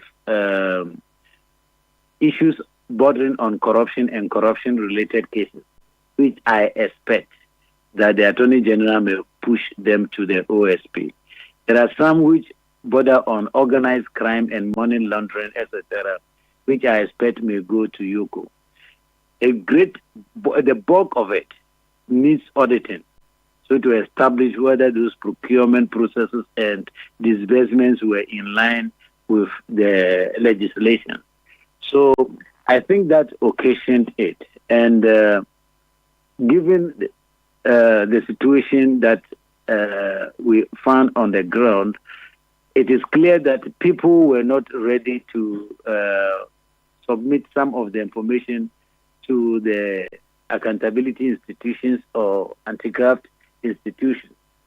I was surprised by the quantum of data or information which was coming. And even with the the team. People still even do not believe the entire team. So some people would like to go through COP Kofi Boakye because they believe in him. Some will come through me, some will go through Okujetu Ablakwa, etc. So even within the team, because some people are afraid that when they supply those information, and mind you, most of this information are coming from public servants who are still in office. They are afraid of being victimized. And so they are looking for somebody they can trust who will protect their identity. Thank you. And so was this like public-led in terms of, so Oral is waiting to be contacted by whistleblowers, or there are things you already know that you pursue? So what was the bulk? If you have maybe 10 cases, what percentage would be things people brought to you versus things that you went to look into yourself? We didn't go into anything ourselves. We didn't do any investigation ourselves. All were brought to us, including issues that were already known. You remember before even the election, there were a lot of issues that had been tabled or listed as the looting of public properties or funds and properties. So those were part of what we looked at, collecting the evidence or the information on it, and as well as several others which people brought to us. I see. Now, there are already known cases of irregularities, infractions in public boards, institutions, and corporations. Did the Oral look into those as well? Because then that would not need a whistleblower. And again, because you've been former Auditor General, you know that, for example, in our MDAs, there are procurement breaches, there are all kinds of things that happen. Did your work include looking into those types of issues as well? No, we did not. We're not looking at those things that we know. Naturally, the Auditor General will go after. Because, for instance, the financial year 2024 has just ended. By the dictate of the Public Financial Management Act, the MDAs or the Ministries, Department and agencies are supposed to submit their financial statements to the Auditor General and the Accountant General at the end of this month, which is February this month. So when that is done, Accountant General is also supposed to prepare his consolidated financial statement and submit it to the Auditor General at the end of March. Then the audit of the ministries, departments, and agencies will commence. So we are not looking at those basic issues which naturally audits will cover. We are also, for instance, aware that there is a huge amount of amount payable, or what we call in accounting, accounts payable. Some people will get it better when I say credited. Amount liabilities that the government has to pay as at the end of 2024. Since the figure has not yet been officially communicated, I would not like to mention the amount, but it's huge. That, for instance, we know that the Auditor General may have to go in. You remember, I did such an audit in 2018 and disallowed 5.4 billion. So we have not considered those ones yet. And in fact, those ones are not part of our problems because we know those ones will be taken care of. Great. Now, I have in front of me the presentation. I mean, I don't know how many pages, quite a substantial number of pages of the Oral document. And I see a lot of known scandals generally listed. So, for example, if just for the sake of knowing whether it's the same document you presented to the president, this document has listed, for example, the Oral case. Then it starts with the 25 billion cedi banking sector cleanup, luxurious presidential private jet travels, $58 million National Cathedral, payment of salaries to Cathedral Board, $108 million ambulance scandal, 208. So, I mean, these are known scandals that were either investigated by journalists or whistleblown by anti-corruption groups or found out by some members of the opposition at the time. Why did you include these known stories in your reports to the president. Yeah, but you know that our job is to collect complaints that come to us. So as long as it it is included in the complaint, we capture it. We know the committee is not having a mandate to investigate. Our hours is record keeping or collection of data. So be it known or unknown, once it comes to our attention, we will collect it and put it across. And so, if the person, so what were the parameters for making a complaint admissible? So were you opening with a blank sheet? So once Bernard Avle comes and complains that Godfred Akotobuafu has stolen some land at Ajingano, which he believes to be for the government, you add it to your list of complaints? Exactly. All that we would like to do is that, Ben, how did you arrive at the conclusion that it belongs to government? And at times he gives us that, look at this document, look at this letter or this publication, or he did a search and he shows that it is for government, we will include it. So it means that you receive complaints and you receive what the complainant brings as evidence. You do not do a preliminary investigation to even establish cause. We do not do any investigation to go beyond what has been given us, because that was not our mandate. If you look at the mandate given us by the president, he didn't say we should do some preliminary investigation. However, there are some of the cases, after listening to it, you will see clearly that maybe it's personal scores the person wants to settle. It has nothing to do with losing government money. For instance, he thinks that we have all been bidding for a job at the Ministry of Health, and it is only Ben who has been winning. I have tried it 5 times. They didn't give me. So there is corruption there. We say, okay, we hear you, but we don't think we can include such a frivolous claim. But some of them, they give evidence that, look, this thing, the contract, we bidded for it. The person who won the contract has an inferior solution, that is the technical specification and the highest cost, but he is the one who won. This requires a further audit to establish whether it was a responsive tender which won or did not win. And we did not go into that. And that will have taken us months if you want to do that, if not years. All right, now I see estimated cost of financial scandals listed in US dollars, and almost 20-something scandals are listed amounting $18.4 billion. Now, my question is, how do you estimate the value of a scandal? So for example, you say the Lamen's investment fine is 3.4 million. Then West Blue, 4 million. Illegal money printing, 4 billion. I mean, is it not? I'm trying to understand. Is it the value of the overall project that then is what the value of the scandal is, or the amount misappropriated within the value of the project that you are using? Because I suspect this could be an overestimation of how much Ghana could actually get. If you get my question. I do get your beef. The point is that it's a combination of factors.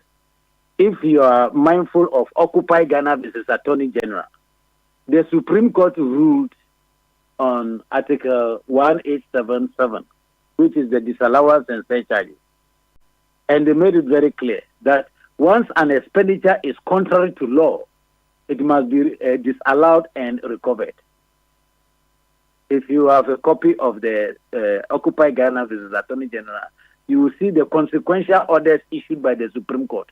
So if, for instance, you procured a vehicle and you went to procure the vehicle illegally, the total amount is illegal. It is not the difference. Okay? So there are situations like that. Again, the Supreme Court said that if an amount is supposed to be brought into an account and you didn't bring it, this is where we're talking about the value difference, which you are talking about. Or when there is a loss Yes, so that's what I'm saying. So I get, and time for clarification, because for example, the SkyTrain project, $2 million is written, which would be probably the full amount because we didn't get anything from that. But if you look at, say, the DRIP project, one could argue that maybe we could have gotten the equipment at a lower price. So the single source did and they spent 178.7 million, but maybe the equipment value was maybe 50 million. But in putting the 178 there, you have overestimated the value of the scandal, have you not? No. I remember the computation they did over there. They were looking at what it should have been paid versus what was paid. Because, mind you, the DRIP project, the equipment was imported tax-free. They didn't pay tax and etc. So they calculated if we went into another shop which is supplying those equipment, how much will it have cost if they didn't pay tax or minus tax? So it is not the total amount. I can't remember all the transactions. In fact, the transactions are plenty and I didn't work on all of them. So it's very difficult if you pick on specific transactions. Unless you and I will sit down and I go back into the report and see how it was arrived at. There's a detailed report which shows how the figures were computed for each transaction to guide the Attorney General.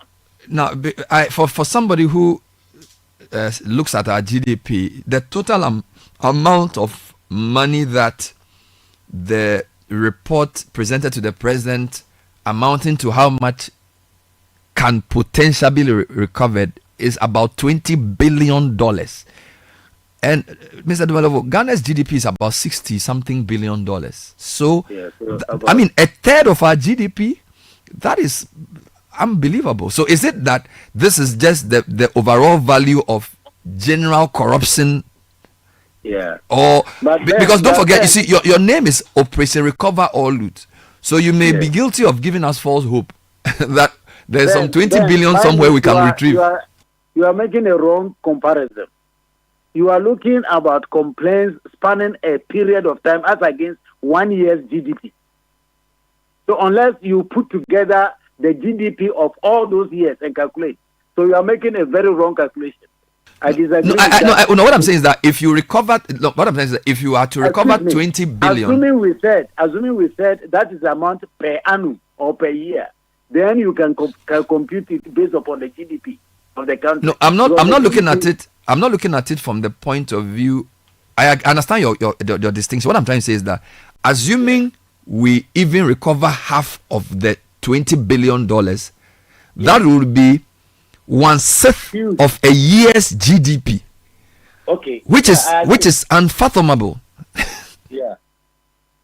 To be honest with you, anytime you look at all the figures, it's unfathomable.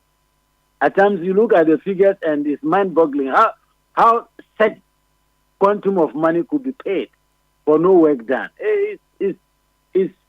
But let me say that people should be aware of the fact that this report findings is based upon information we have calculated, we have received without doing a thorough investigation.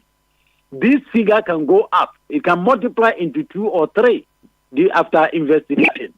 So it can also reduce to half or a third or whatever after investigation. But even after that, Ben, even when investigation has established that the amount is actually 21-point-something billion, it depends upon the court. If we go to the court and the court says that we don't find merit in your argument, you will not be able to recover that. I am even aware that in situations where the court has found merit in the case, like Woyome's case, I wonder whether the total amount has been recovered as of today. So those are the cautions that we have to put in for people to know that, yes, it is recoverable. Doesn't mean that we can easily or we can readily recover them. Fair enough. Do you remember the furthest complaint? By that I mean, which complaint dated back the most? No, I don't remember that. This is important because if majority of the complaints fall within the past 8 years, it can be construed to be a political witch hunt of just the previous government, could it not? Well, I didn't even address my mind to that. I come across that argument time and again, especially when I was in office as Auditor General. And people are like, why are you witch hunting us, especially Nanado's administration? But they've forgotten that audits have been done each year, and the Constitution requires that we should do an audit. So you go and do audit of 2018, and they say that thing they suspect it happened also in 2017. Why didn't you pick it? And say, but that audit has been done by somebody already. I'm doing only audit of this period. So no matter what you do, anybody who is guilty or complicit in these transactions will find a way of talking about witch hunting. If it is truly witch hunting, it will drop or it will fail when it gets to court. All right. If there's no substance in it, it will fail. So fair I enough. don't see what witch hunting. Yeah. On the issue of land grabbing, we notice some very highly placed people's names have been published in the document.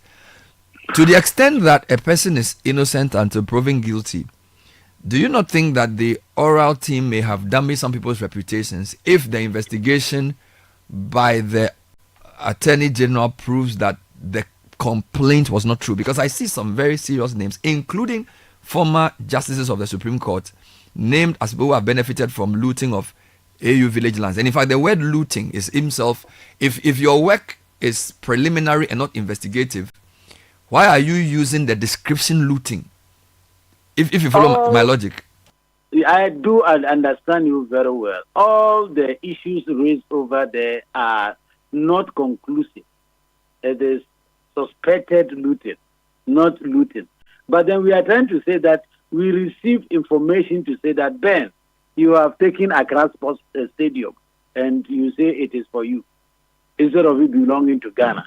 So that's all we are saying. And if you think we have damaged your reputation, yes, you can go to court against us. We will provide the evidence that this is what we received. Yeah, and fortunately, in my, I am. It's heartwarming to many times when we are discussing this. I go back to Occupy Ghana versus Attorney General, because the Supreme Court in that decision said that Auditor General was in the habit of talking about MDA spending money or people spending money. It is time for the Auditor General to name the people in the report so that we know who is looting. So the Supreme Court even encouraged Auditor General that stop describing Chief Director and so say Bernard, who is the Chief Director, so that we know who you are talking about. And if we don't have evidence, we will not put Bernard there. So if people put it in context to understand that all that we are saying is based upon the information that we receive, then I don't see there's a problem. We are not finding anybody guilty. Maybe you may not agree with the use of the word.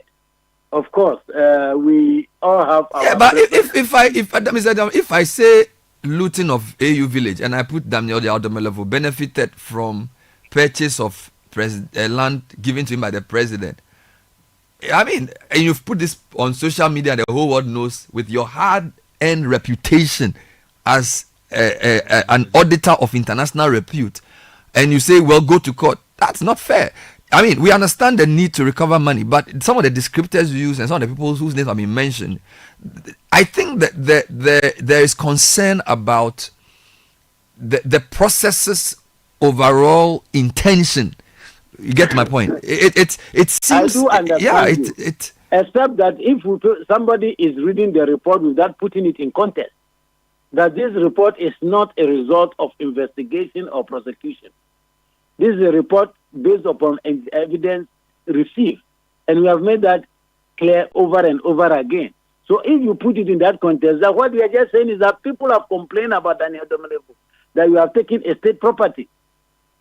So you should have written complaint about land gotten for cheap. But to say looting is a very serious... If you say somebody is looting, it means the person is the thief.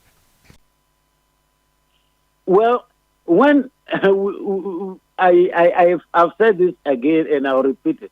I say you must put it in context of what the whole report is about. The entire report has not established even a prima facie case against anybody, because it is not even a result of investigation. So whatever word is used there may be unpleasant or may not be appropriate. I agree. But people must understand that it is all based upon suspicion or complaint given. Yeah, because you in your work as an auditor will not use that word until you come to a certain clear conclusion. That's why sometimes you will use irregularities. Yeah, but you are an auditor and you are there to add your skill to the work. So no, I was not there to do an audit. If I was there to do an audit, then you wouldn't have received the report yet, because you will have also seen my response from the one I'm auditing. I will not have just identified something and report on it. So we cannot apply the standard of auditing. Okay. Final point. And thank you. Final point is, we do understand that because we are in a democracy, we need publicly to discuss these matters. But there's a school of thought that when it comes to corruption and these kinds of things, sometimes when you blow the alarm too quickly, the people are able to cover their back. And that in an effort to get the public to know what you're doing, you are probably also giving people who may have done wrong the chance to cover up, so that some of this should have been kept under wraps and sent to the investigative bodies to sort of do more thorough investigation before it is made public. So that in publishing these in the high profile manner in which you've done, you've probably made it easier for people who may be guilty to cover their tracks. Ben, I cannot agree more with you on that. And personally, that was always my concern. That if we don't take time, by the time we reach there, the evidence that we have will have been erased or created. I'm aware of how, in the course of an audit, we chance upon an abuse. For instance, an approval was not given. Okay, let me be very specific for you to understand, to illustrate my case. For instance, the audit of Crow and Associates, when the auditors first chanced on the payment, we couldn't find a contract. So, mind you, normally you ask for it verbally. And since it was not coming, they issued an observation that where is the contract based upon which this payment is done. Then a contract emerged. Fortunately, the people were not smart enough to backdate. But today that people have become very smart, they will have backdated. So they say, but you make payment before you go for a contract. So the contract was signed after the payment. Then he said, okay, since you have signed this contract, how was it procured? Give us the procurement process. Did you go tendering or it was single source? They say single source. Okay, good. If it's a single source, Section 40 of the Procurement Act requires that you must get PPA board approval. Where is it? Then an approval emerged. You look at the date of the approval, it came after the contract has been signed. And I thought they were not smart at the time. Today, as we are giving the heads up to them, many of the people will have done this and dot the I's and cross the T's, such that it's very difficult to nail them. So on that note, let me be honest with you. This is my position, not the committee or the team's position. I would have wished that we just inform the public that, yes, we have done our work finished, we collected our report, and we have given it to the president. And he is given to the Attorney General. We will hear from the Attorney General. Well, obviously, you're not the only person there, so you couldn't push your view through. But we thank you for talking to us. Thank you. Thank you very much. So that was Daniel Yadamele, former Auditor General and member of the Operation Recover or Loot team, which presented their report to the president. And they say the amount in question is in excess of 20 billion American dollars. 8:12. Sorry for bringing you this segment late, but let's get into some tech and social media trends. It's brought to us by First Bank Ghana and Telecel. Sending money to Gambia, Guinea, Liberia, Nigeria, and Sierra Leone is easy through the Pan-African Payment and Settlement Systems (PAPS). Send and receive money from any of these countries for business and personal purposes. You need a First Bank Ghana account if you want to receive money, but if you want to send money, you just have to present your cash to any of our branches and your money is sent in no time. 0596 921 921 is the number to call to find out more about the Pan-African Payment and Settlement Systems (PAPS). Now switch to Telecel fixed broadband today. Experience incredible bonuses. New customers, you will get 50% bonus data in addition to other mind-blowing offers. Existing customers, we have 300% bonus data on every broadband renewal to keep you browsing. Dial *900#. Use the Telecel Play app. Visit Telecel retail outlet or telecel.com.gh and get connected. Terms and conditions apply. Telecel, connecting energies. All right, so let's hear you. What's trending this morning? Well, very interesting trends. No football today. There wasn't much football, so we can talk about that thing. So Manasseh is trending. So he made a post where he called the president he basically called the president a clearing agent because he felt that some of these trials that have ended, they are not like the prosecutions that have been ended. There's too many people being cleared. You see some people complaining about their clearances. So, like we've heard, the Attorney General said that there will be a press conference where all this will be explained. So, we'll wait and hear the contents of the press conference. And maybe he might change his mind. But so far, that's why he's trending. And it's something you've been seeing. They've started, people have started calling the president a clearing agent because of the kind of clearances of these prosecutions. Are you dropping the charges? Exactly. Okay. So the Ghana Football Association and Hearts of Oak are trending. This is not because of they played their match, but the sports minister, went to meet the GFA and have his first meeting with them. And the Hearts of Oak and Kotoko have also made some demands of the GFA. This is another reason why they are trending. So Hearts of Oak and Kotoko made some demands, including adding to be put on the executive committee of the GFA, a bigger share of TV rights, amongst other things. This is in response to the murder of Poli. So this is their kind of ultimatum to the GFA that they want some new standards and stuff in the football world. What are they saying they want? I can pull up the statement now. They said they wanted, if I remember correctly, 2 seats on the GFA executive committee for Hearts and Kotoko because it was a joint statement. They said they wanted, if I remember correctly, they wanted the increase of the match security. I think they said for category A and B matches. They said 20 military men for category A and at least 100 policemen for category A and B.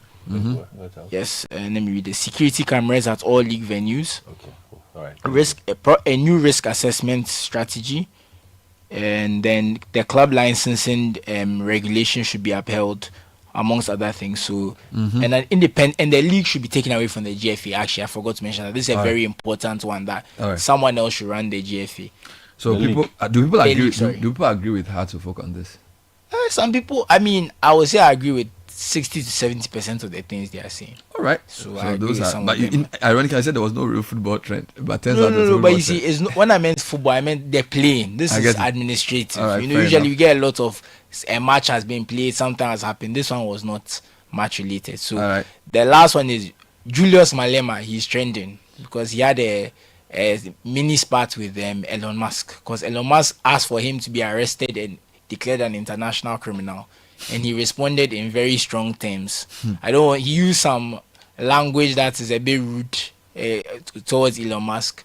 And his EFF have also released a statement to Elon Musk on his claim that the sanctions for Malema and the declaration of him as an international criminal. So if you've noticed, the US government has taken a special interest in land rights in South Africa and the dispossession of white people. So which is convenient, right? Because this same Trump is now saying the ICC is prosecuting some of their people unfairly, and now you're saying like the whole thing just doesn't make sense, One rule for them, one rule for us. I don't even get it. Give me some tech news. Well, Elon Musk again is in the tech news. He has made a $97 million bid to buy OpenAI. So OpenAI, the billion, yes, who made ChatGPT. So they started as a non-profit, but they are planning to transition into a for-profit.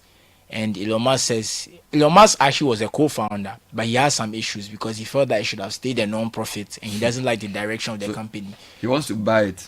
Yes, and they've rejected the offer out of hand, saying they are not interested. In fact, the CEO came on Twitter and said that, in fact, if anything, they'd rather buy Twitter for $9.7 billion, but selling him OpenAI for $97 billion, it won't happen. That's the new one. He's trying, because he has his own AI company, by the way, XAI. So I guess they are competitors. So and they feel that I guess they can do it better, so they don't want to sell to him.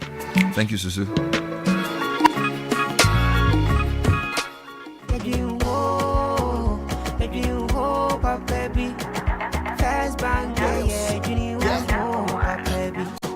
a bank to rely on.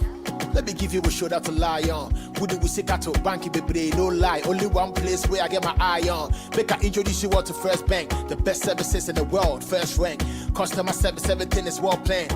I make music, I travel, I sell land. They be my reserve tank. Cause every time I know my money's safe. Universal banking ain't in me here on the date. I'm a busy person, me no need time to wait. Now I got to Spain, even when I'm in the States. My me blue shirt. Me tell me office is chilling, but who cares? Cause I bank with the best. I'm lucky, I'm too blessed. When it comes to First Bank, it's too west. Everything is you first. Nobody feed do I'm like us. Do I'm like us. First Bank we treat you first. Treat you first.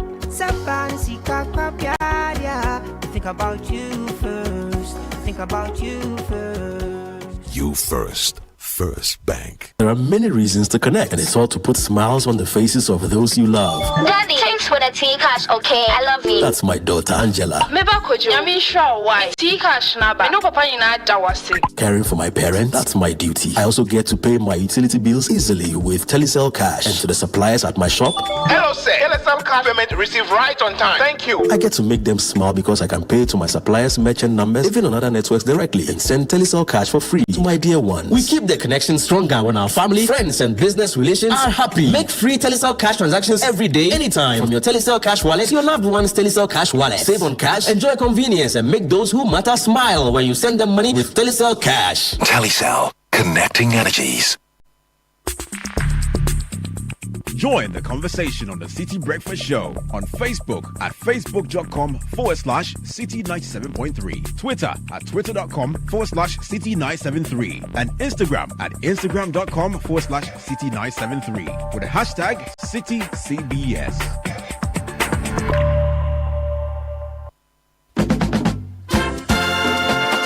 This year, something magical is happening. A celebration of tradition, flavor, and community. Welcome to the Back to Your Village Food Festival 2025. Taste the heart of your heritage with mouth-watering dishes from across the country like Ademe with Akple, Tozafi with Ayoyo soup, Kokonte, Apopranta, Rare Quine, and many more. From rich spices to sweet treats, it's a journey for your senses. We're taking you back to your village. Oh yes, let's recreate our age-old recipes. But it's not just about food, you know. We're celebrating culture, connecting with family, and making memories that last a lifetime. This March, let's come together and discover the flavors that make us who we are. The date is 29th and 30th of March 2025. The venue, Accra Metropolitan Assembly, and the time is 10 a.m. through till 6 p.m. each day. The Back to Your Village Food Festival 2025, where food,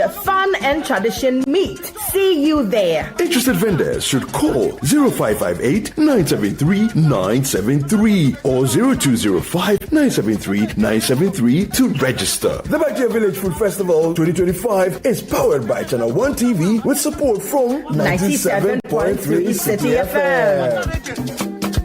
I'm gonna lie. What you say to me, Bessia? No check that one.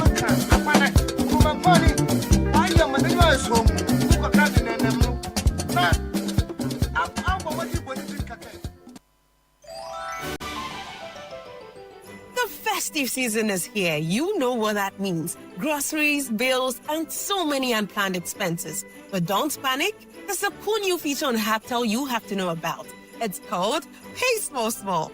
Yes, like the name says, pay small small. It's Ghana's first widely and instantly available buy now, pay small small service. With Pay Small Small, you can buy food, groceries, airtime, and pay all your bills without paying the full amount upfront.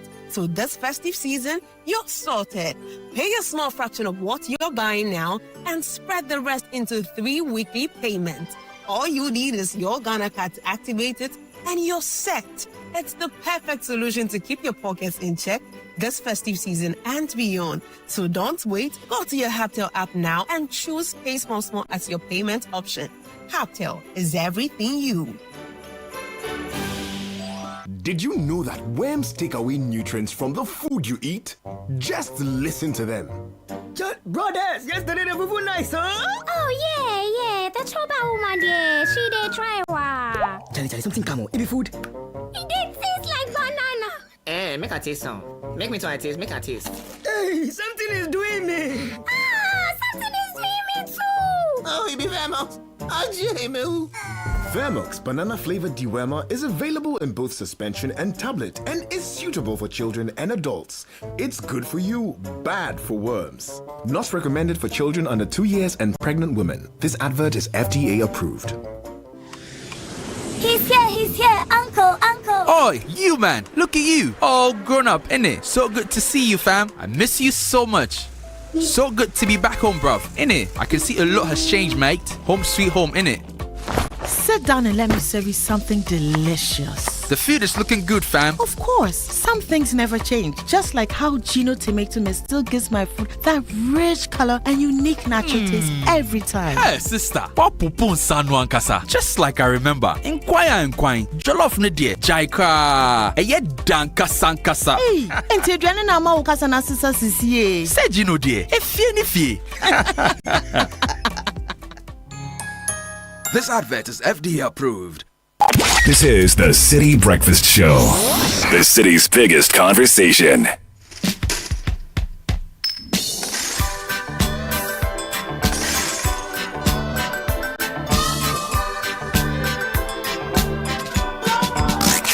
Unleashing the power of relevant radio.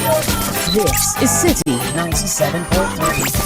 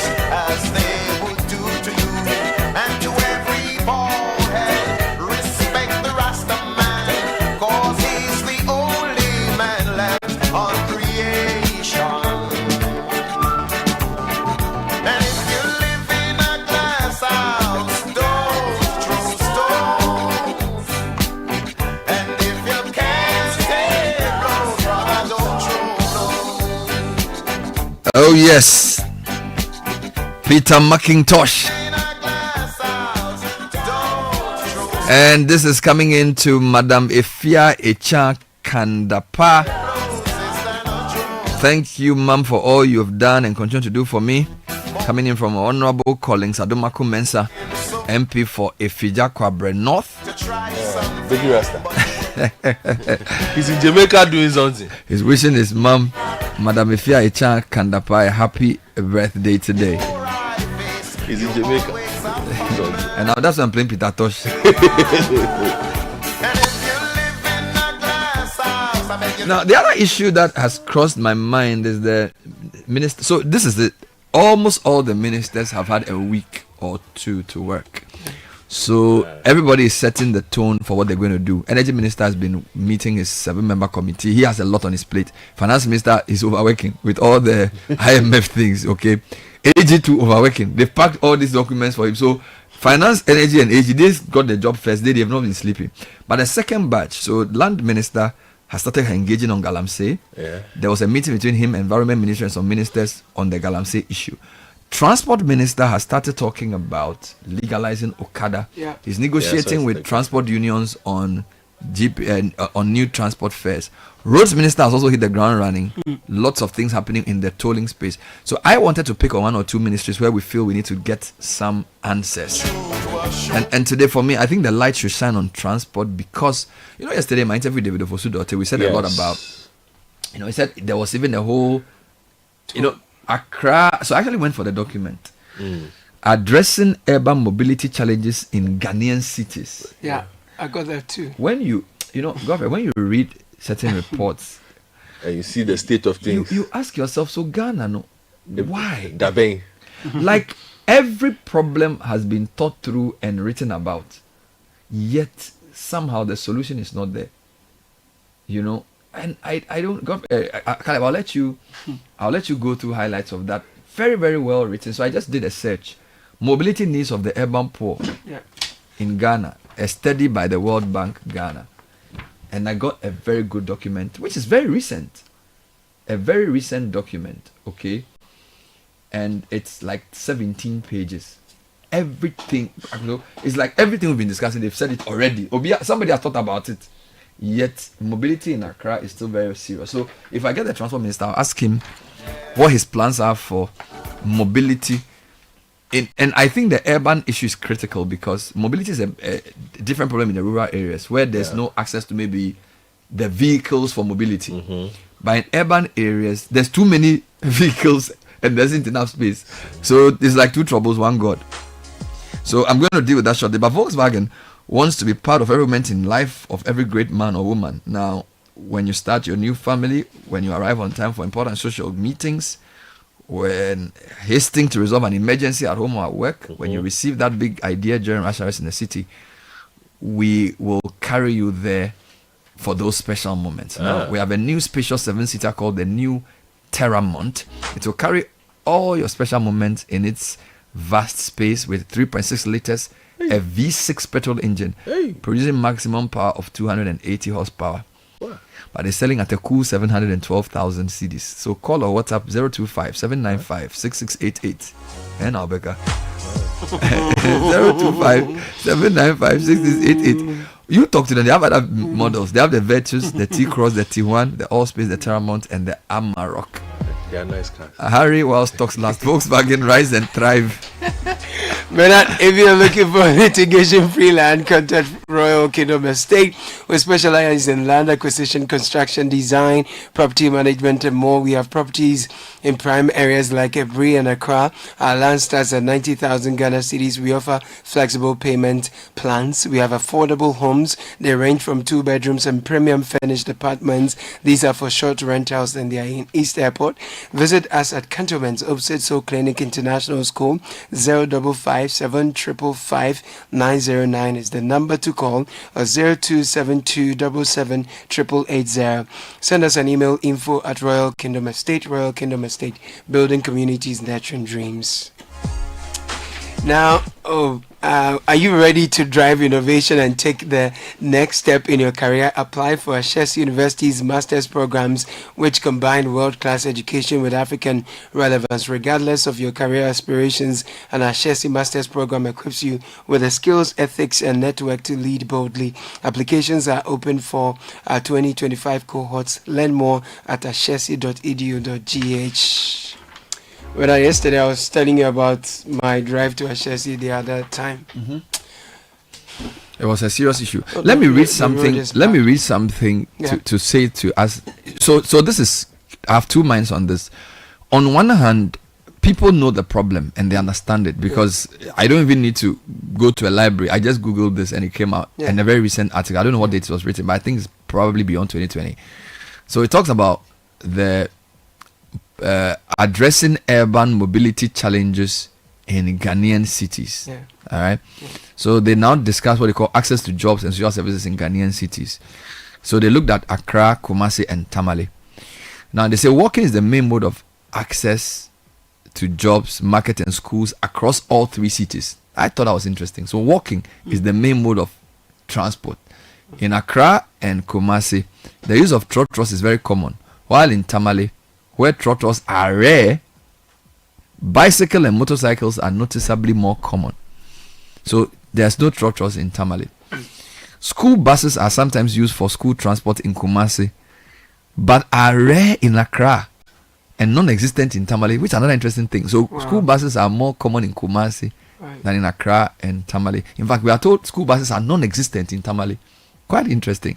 Where walking and bicycle are the dominant mode. So even the three cities have different modes of transport. Accra, Kumasi, trotro. Tamale, no trotro. They use bicycle and motorcycle. Kumasi school bus for school. Accra is walking or trotro. Tamale is bicycle and walking. Access to jobs using public transport, commonly used by middle and low income groups, is overall poor in Ghanaian cities. Almost half of the population in Accra and 2/3 in Kumasi do not have access to half of the city's jobs within an hour's reach using public transport. So could you say that again? The fractions. So about 50% of Accra and 66% of people in Kumasi cannot get to work within an hour. Okay. So if they're going to work, they need at least an hour or more. So basically, they are using the hour as the matrix for like an efficient transport system. Mobility constraints such as so, which is why I always say, Susu, let's not use the discussion. Let's not talk about roads or railways. Let's talk about mobility. Right. Let's always look at what you are trying to achieve with the infrastructure you're putting up. Don't just tell me you've built roads. How has it reduced my travel time? That's the issue. So mobility constraints such as, now here are the constraints: congestion, lack of proper transit system, and limited road supply. So you see, the road supply is part of the equation for mobility, but it's not the end of mobility. There's also congestion and the lack of proper transit system. There's also something they call last mile connectivity, right, between where you drop off and how you actually get to where you're going. One reason. Land use and longer commuting distance owing to urban sprawl also play a role in limited accessibility. Outside of the main arterial roads, access is limited, as most of the roads are not paved in neighborhoods, restricting entry to motorized vehicles such as minibuses. Now, low-income areas tend to be particularly isolated to access jobs by public transport because their residents live far from jobs and because last mile connectivity is an issue. Let me explain this. So let's assume I went to a funeral at Bechile some time back. Where is that? Bechile is on the it's beyond committee 22. So between no, I need to understand what you say. Between Afarewa Gulf City and Afrienya. Okay. So if you are driving towards Akosombo, okay, now I get it. or I went to visit a friend at. No, I can already see it's far. So. I went to visit a friend at a place called Akwele. Do you know where Akwele is? So Akwele is basically between Kaswa and Bojuase. Okay. So you get to the Kaswa, you make a right, and then you drive like 5 kilometers. Now, what they are basically saying is that if you live at Akwele, and even if you work at Dansoman, the problem with living at Akwele is that by the time you leave your house to get a car that will take you to Kaswa town, and then from Kaswa to Dansoman, to get another car, and from Dansoman junction to your workplace. So they are saying that the main focus of our transport policy has been, let's build the dualization of the Cape Coast Accra road. So that road is done. Let's do the road, the Kaswa to the main Akwele road.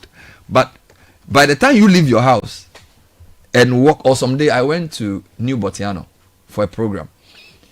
By the time I actually got to the program, my waist was paining me.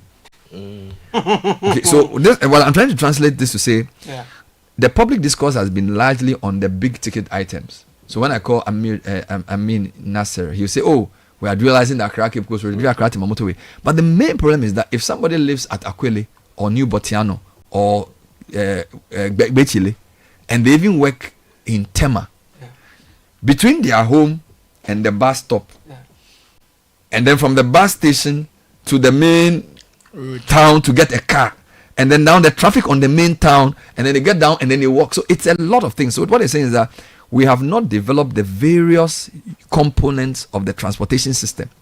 Good. So what we are trying to do is to say, look, Transport Ministry, Roads Ministry, you need a working group.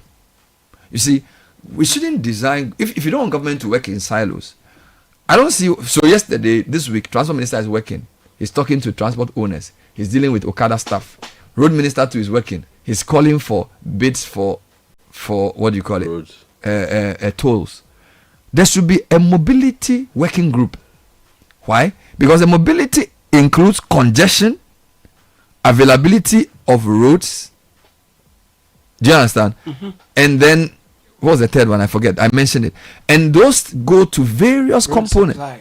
So road supply, congestion, transit. I think it's availability of transit and lack of proper transit systems. Okay. So, Now, for example, if you close here at 5, you get to La Paz station, you are going to Castle or something. If you get to La Paz, you could spend about 45 minutes just every time. in queue. Every time you are driving at night, you see so many people just like waiting for 45 cars. minutes they are waiting. Do you know why? So and I'm going back to the point they make. They say in the main mode of transport is walking. Yeah. Now Tamale doesn't have trotros. They have motorbikes and bicycles. Now Accra doesn't have school buses. As much as Kumasi has school Kumasi buses. does. Tamale doesn't.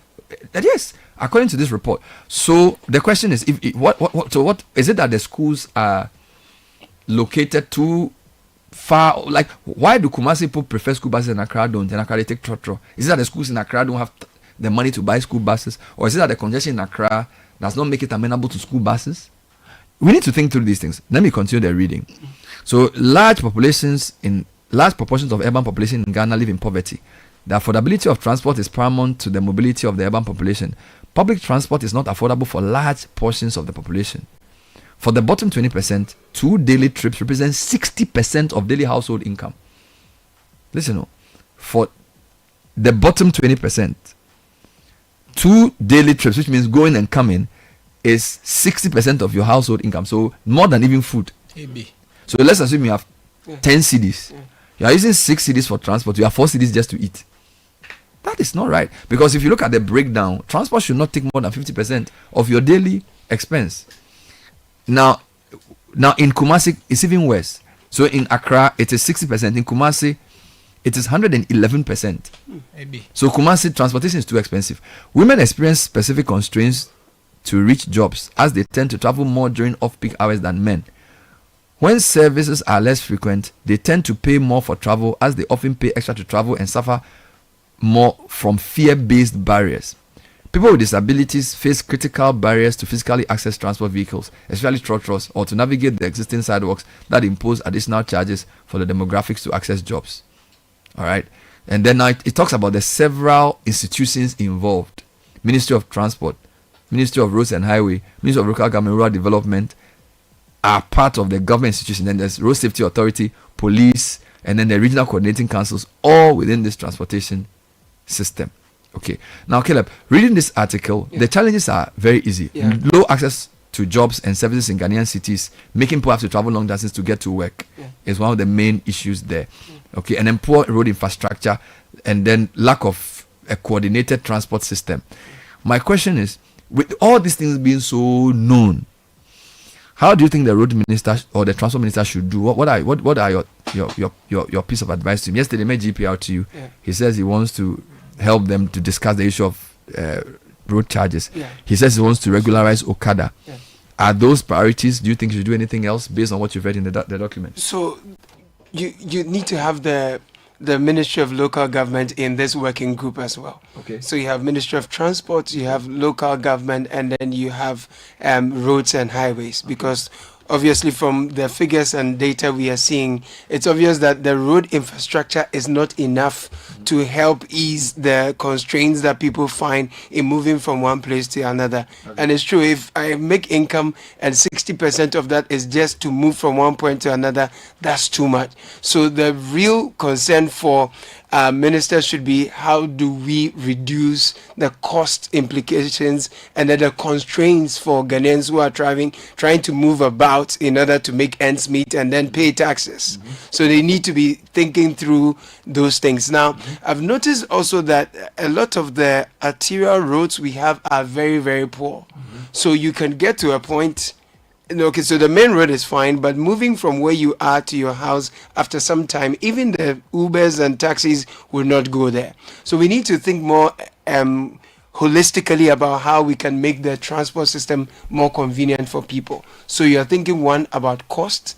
How do we reduce the cost? So a lot of the times what we do or hear in the news is that, okay, fuel prices have reached the threshold where transport unions are going to increase fares. So then they are going to meet the prevail on the transport unions not to increase the cost, but the quality of the road that people are moving on and the mode of movement also, because you're learning here that more people are also walking.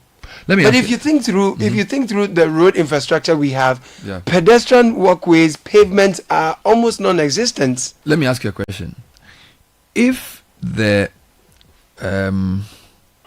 if somebody came up with the means of busing people, large buses that would do the main routes, and decide that they would sort of use the so-called BRT, do you think enough people will patronize it for it to be profitable, for it to be privately run? Because for now, BRT is publicly run. And so somehow it's not been kicking off. if a private person bought say 500 buses and then said, I'm going to do Adenta Accra, Tema Accra, Kaso Accra, and the same versions in Kumasi, and I'm going to charge 1 cedi flat, and the bus is air conditioned.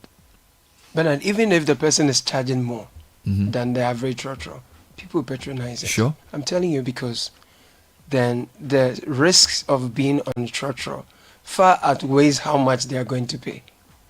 So why hasn't anybody done that investment? I don't know. Maybe is it because there's there's cartel. no, or is it because, maybe I think the point could be lack of the road, BRT road, because don't forget the BRT was designed to make the movement of buses easier, so that those of us who decide to drive to work will be in traffic.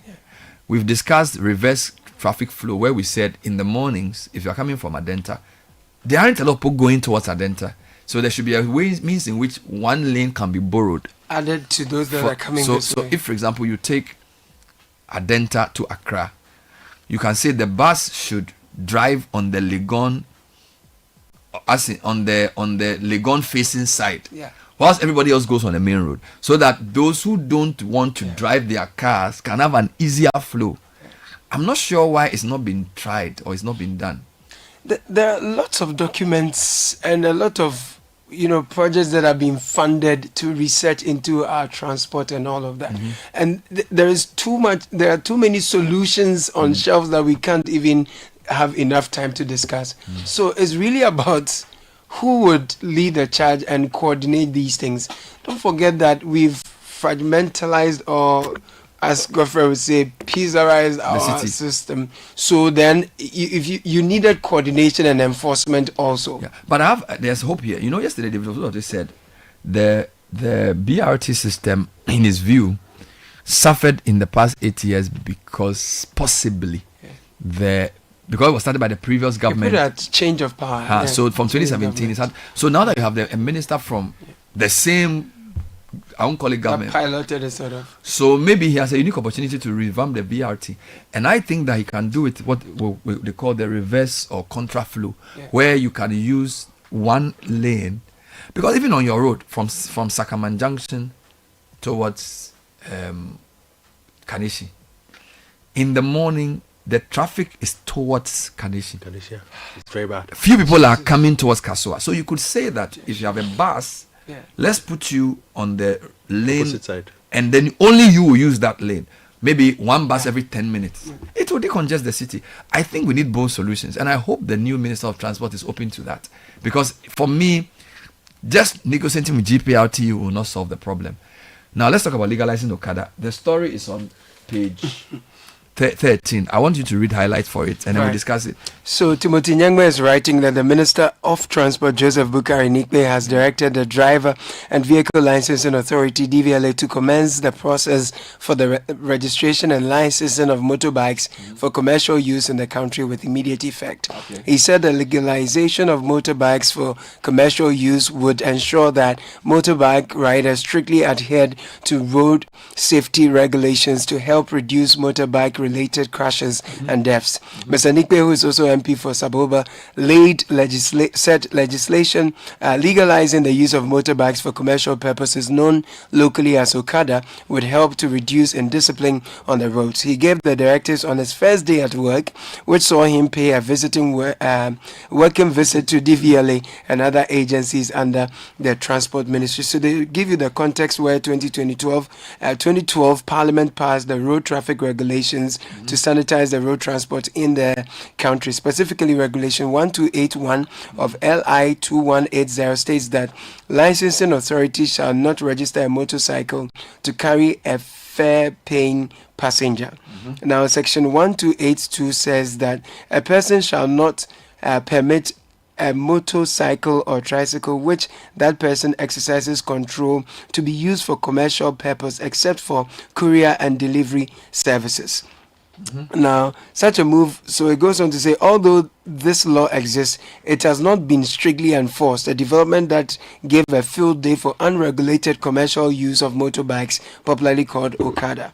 Now, in the lead up to the 2024 election, the NDC made a manifesto promise to legalize Okada in the country. Such a move would require a review of LI 2180 to accommodate motorbikes for commercial use. So it goes on to talk about the commitment of the minister. Quote, we are committed to seeing to it that there is a revision of the law to allow the Okada riders to operate commercially. It is on that line that I came to sit with the DVLA management so that we see how we work together towards achieving the campaign promise. It talks about improved services, staff welfare, and decongestion as well. On decongestion, as one of the steps to make the roads safer and more robust, the minister said he intended to decongest the sector by enhancing the rail, air transport, and ports to ease the pressure on the roads. He said once the 15 agencies were fully operationalized and fit for purpose, there would be less pressure on the roads to facilitate businesses and reduce traffic. Is it clear if he was making this nationally or this is just for Accra? Because we know from the thing I just read that, for example, motorcycles are the main mode of transport in Tamale. So I'm not even sure the issue of legalizing it arises in Tamale because it's the main mode of transportation. You get me? No, this must be national. It went to DVLA. So is it so? I see why Ghana is a strange country. The report tells you that in Tamale the main mode of transport is motorcycles and bikes. And this has been so for almost 30, 40 years. And now you're talking about legalizing. So are you saying that those riding motorbikes commercially in Tamale are illegal? You get it? So I feel like we sometimes, I actually agree with this policy. Yeah. I actually think there should be a regularization of motorcycle riding so that they will come under a proper regulation. Whether they are given specific car motorcycle plates, they are made to wear certain reflective clothing. Yeah. They are made to we insist that they wear helmets. So I think in legalizing it, you see, when we say something legalized, we restrict it to mean it is lawful or not lawful. I think they should regularize it by saying these are the minimum things you need to do if you want to operate a motorbike commercially. Number one, have 2 helmets, which means that whoever sits behind you needs a helmet. Yes. Number 2, wear a reflective attire so that at night we can see you. Number 3, we have a new number plate for all motorbikes which are for commercial use. The ones for courier have a certain category of number. The one for carrying human beings. Number 4, here are the specifications for motorbikes that can carry human beings. Right. So you list it and say, okay, a motorbike to carry a human being must have A, B, C, D. And just like you go to DVLA to get our cars checked, if a motorbike is going to carry a commercial person, it must go through 2 or 3 checks. Number 4, put the number of reflectors on the motorbike as well so that it has not. Then number 5, all the drivers or riders must subject themselves to this type of test, an eye test. Do you understand where I'm coming from? So I'm begging the minister not to construe this as, oh, we've legalized, we've solved a campaign promise. It must be regularized to solve a mobility problem. True. Because there are many communities even in Accra who depend on these guys to even get to the main road. You agree with me? So I'm told the minister is in some serious meetings. So hopefully, Charlie, you know, when you take over these jobs, you have to deal with GPRT and all these matters.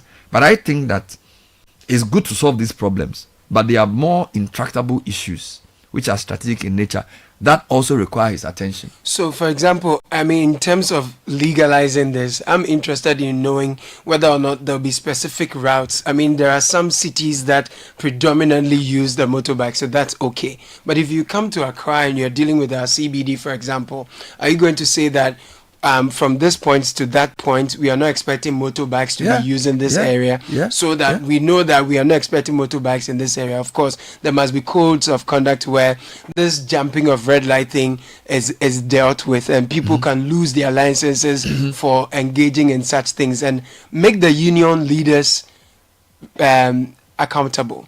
Most of these Okada people have union leaders. You've interviewed some of them and they speak very cogently and they know what's going on.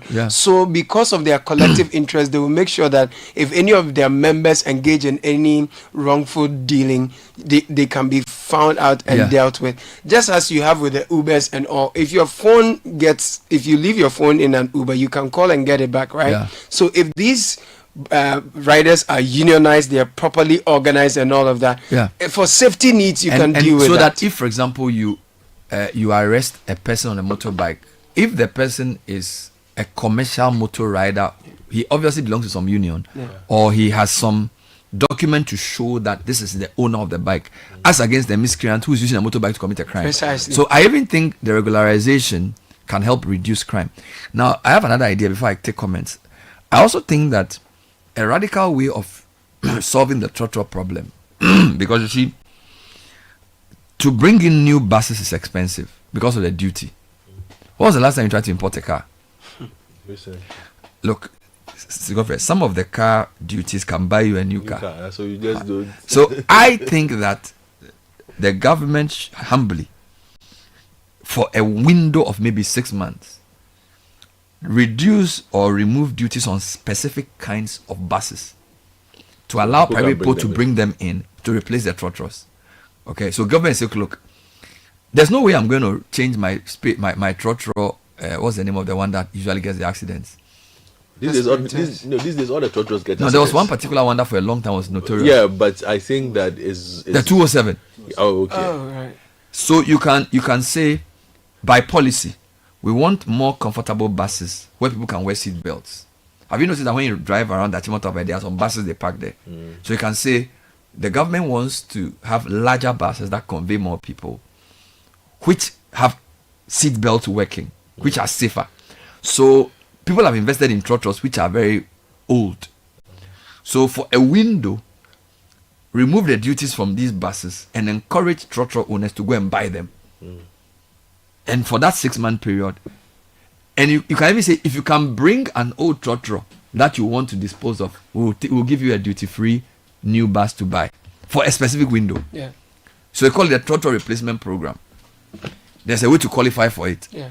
That you are the owner of a trotro, and that when you are going to benefit from that duty-free, you have to submit an old trotro for confiscation. These old space buses. Do you understand me? Yeah. Because there's no way somebody who runs a trotro will go and leave his trotro because he has to eat. Yeah. But if you tell him that I'm going to give you a bigger bus, so your trotro is 14 seats, I'm going to get you go and buy a 23-seater bus. I'm going to reduce the duty on it for you for a window of time. Now that duty I'm reducing is me buying as government your old trotro, and the government can decide to recycle it or use it to do something, or retrofit it and send it to a different location where the air, because you see, if I'm driving from Kasua to Accra and I sit in a trotro with no seat belt, if there's an accident, I'll get hurt. Even if somebody stops abruptly in front of me, I'll be cut. Yeah. So there's a national safety crisis of having people sit in these things with no regulation. Yeah. Now, government cannot say he's buying new cars for everybody.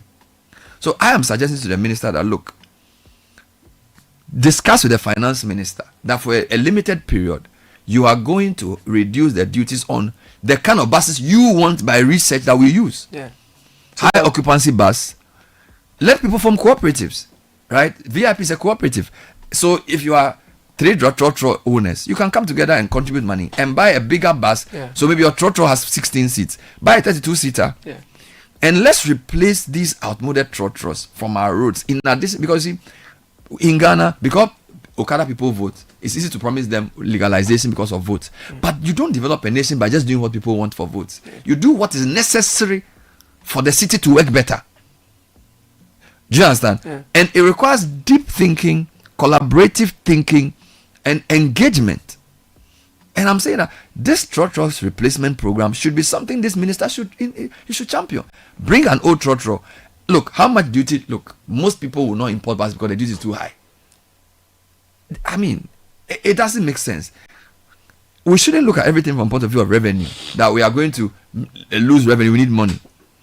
The cost of traffic and the cost of poor mobility to the national budget is as high as the amount you get from the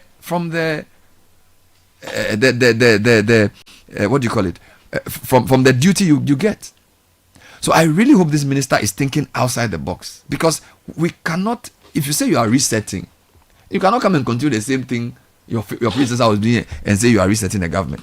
There are tricycles in the mix too. You know, there's Mahama Kambu that is also springing up. I mean, in some towns and capitals or regions, they are very big there, but it's becoming a huge phenomenon in Accra as well. So that if you go to the CBD, sometimes you will see them. There are other locations in town.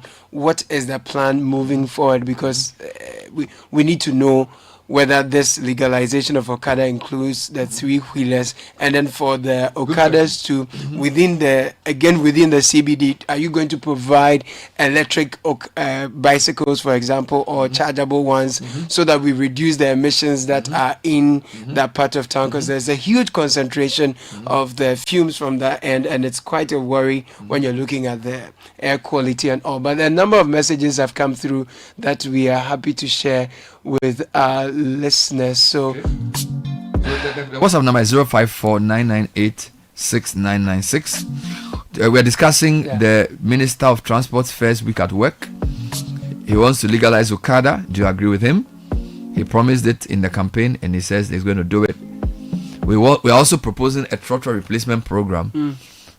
We don't know where the money is going to come from, but we seriously think that a serious government should not allow seatbelt-less vehicles retrofitted to carry human beings in our urban spaces. It is completely an affront. I just want to even respond, because I remember one of our listeners sent a message a few weeks ago. He said that even when you sit in the buses in London, they don't have seat belts, which is valid, but it's not. They are designed for mass transport, so even they don't have seat belts, they know what they are doing. But their road is better. I'm just making a point. They are driving. Yeah, I'm just even making a point. The trotros, they have seats. They remove them to put benches. There's no safety feature. So when we complain about the lack of seatbelts in trotros, it's very different to. So I'm just putting out there, because some people come and say that, oh, when you sit in buses in other countries, there's no seatbelts. But do you have those buses here? No, but that's do they have trotros in those But cities? that's why I wanted to just make the points that there's a reason why we are on about the no seat belts. Let's read a few comments from the listeners. Alaski, I spend over an hour 30 minutes from Pokwase to University of Ghana every morning. It's so exhausting. There's traffic everywhere. Business scientists from the University of Ghana send that through. Good morning, Bernard and team. We need rail, anything rail, full rail, trams. What is this? Paternoster, right? What's that? Okay, I'll find it. And an actual BRT system for the highways with 3 lanes with large buses to move more people. Trotro is chaotic on main roads. We need to plan mobility to end the chaos. Our transportation needs to work like the circulatory system of living organizations.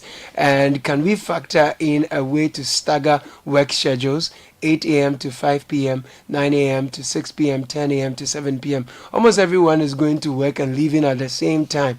The bottlenecks are too many. It could be hashtag City CBS, Albert Abelengpe. Very good message. Good morning, CBS. It takes me 30 minutes to walk from home in Bechile to take a trotro to Tema every morning. I told you. And I spend about an hour, 20 minutes to get to Tema. Prince. Wow. So in that case, if there was an Okada in front of his house, from his house just to the main road will be shortened to maybe 10 minutes. Then he can get 30 minutes walk. Well, it's good exercise. Oh, Charlie. Just like you sweat and your shoe be dirty. Bernard, legalization of Okada is a no-no. You see them on the motorway without headlights and backlights. They are unsafe as public transport. Do we have any data on their involvement in crashes? Mickey sent that. Mickey, I think the argument has gone beyond. You see, de facto, they are already riding. So what you rather do is to bring them in and regulate them. So to say you will not legalize them, are you going to seize their motorbikes and ask them to stay home? You can't do that. So what you need to do to rather say, if you want to ride a motorbike commercially, this is what the rule is. I think it's a more pragmatic approach, right? Is that Mickey? So Mickey, please, let's discuss this. Don't go on the tangent of we should legalize them. But the Ministry of Local Government, Decentralization and Rural Development initiated the Ghana Urban Mobility and Accessibility Project, GUMAP, 8 years ago with a grant facility totaling $6 million from the Swiss State Secretariat. There's always a donor sponsor. Plenty solutions are there. There's always a donor something. $6 million. And what happened? I don't know. I have a report. We'll look at it. In Accra, parents are set for works as children are set for school. For work as children are set for school at 5. Clock school buses are not ready to work at the time. No, you need to take your time. In Accra, parents are set the for way work. he typed the thing, He didn't edit it well. In Accra, parents set up for work at 5, same time as the children. Yes, please. Okay, so the clock. School buses are not ready. He said 5 o'clock. True. At 5 o'clock. Yeah, that's what I'm saying. That He's worrying you. Let me. So he said in Accra, parents that are set for work as children are set for school at 5 o'clock. Right. School buses are not ready to work for them. So that's what he meant to say. Thank you for the message. Thanks, Bernard. Thanks for the help. I'm a teacher in Amasama, and my school has stopped busing the learners because of the bad roads and parents' unwillingness to pay the full amount charged by the school. Now, these buses break down almost every day. That's true. Please, I heard in the report Bernard just read that fares in Kumasi are more expensive. No. That's what I read. There are more school buses in Kumasi than there are in What I was reading was the percentage of the person's income that they spent on average among the lowest poor. So we need to clarify. So they're saying that of the bottom 20% in Accra, they spend 60%. In Kumasi, they spend 100. Yes, so that's what it is. It's not. It doesn't mean that fares. Sometimes you have to be careful how you interpret data. Yeah. So it could mean that the poor in Kumasi are on a lower income level than the poor in Accra. Right. It could also mean that the transport fare in Kumasi as a ratio of the poorest people's income is higher compared to than Accra. The transport fare in Accra as a percentage of the person's income in Accra. So we have to be nuanced. We are not generalizing like that. Go for helping some more messages. Okay, this one says that Bernard, nobody has attempted that because there are no dedicated roads, and also the GPITU guys will sabotage or overstar it. Such a project needs deliberate backing of government for it to succeed. I'm sure he's talking about your bus replacement. No, but it's a good idea. I'm saying that he disagrees, but he's telling you what the GPITU will do. No, but GPITU will like it because you're saying to them, all trotros older than 10 years, bring them to us. If you can verify that they are yours, and you can bring money to import a new bus, we'll remove the duty. I think it's a fantastic idea. Well, whether they even have documentation. Have you met the people who own the buses? That's what I'm saying. The people on the buses, I'm told they are police officers and things. If you have money to import, bro, Totro. I encourage cooperatives. VIP bus is a cooperative. Yes. So I'll say Susu has a trotro is 12 years old. You have a trotro is 16 years old. You have a trotro is 10 years old. Each of your trotros may cost maybe 12,000 cedis market value. Government says bring the 3 trotros. I'll calculate the value of it and knock it off as a duty. Buy a 36-seater bus and share it. It's easy. Okay.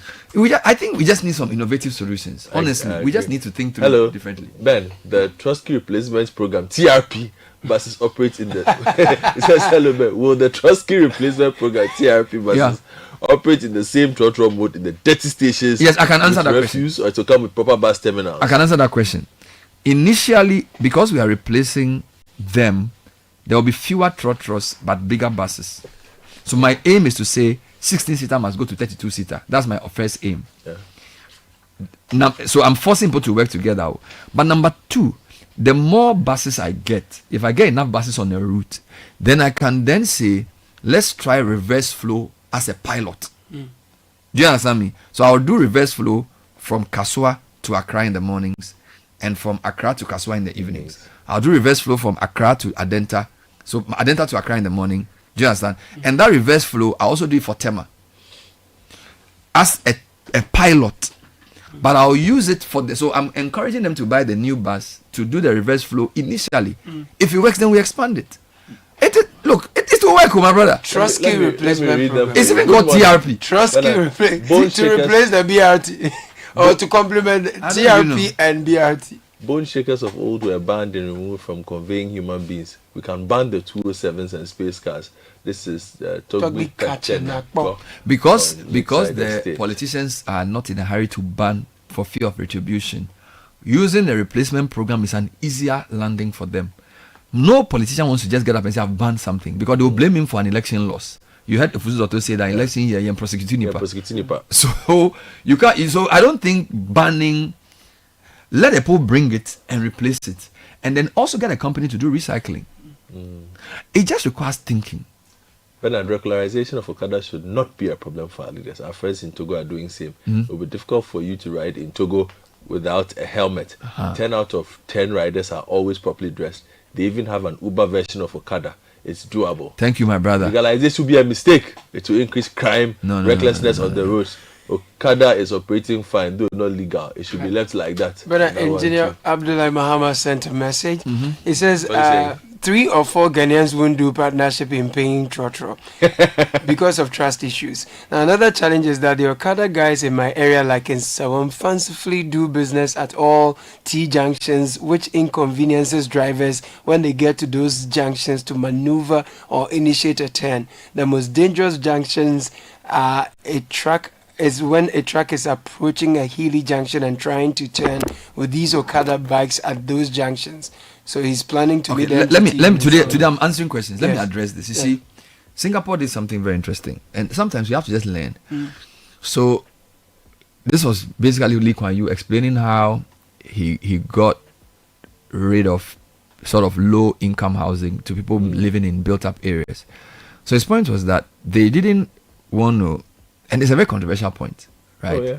So they felt like they're a small society and they didn't want to encourage too many single parent homes. Yeah.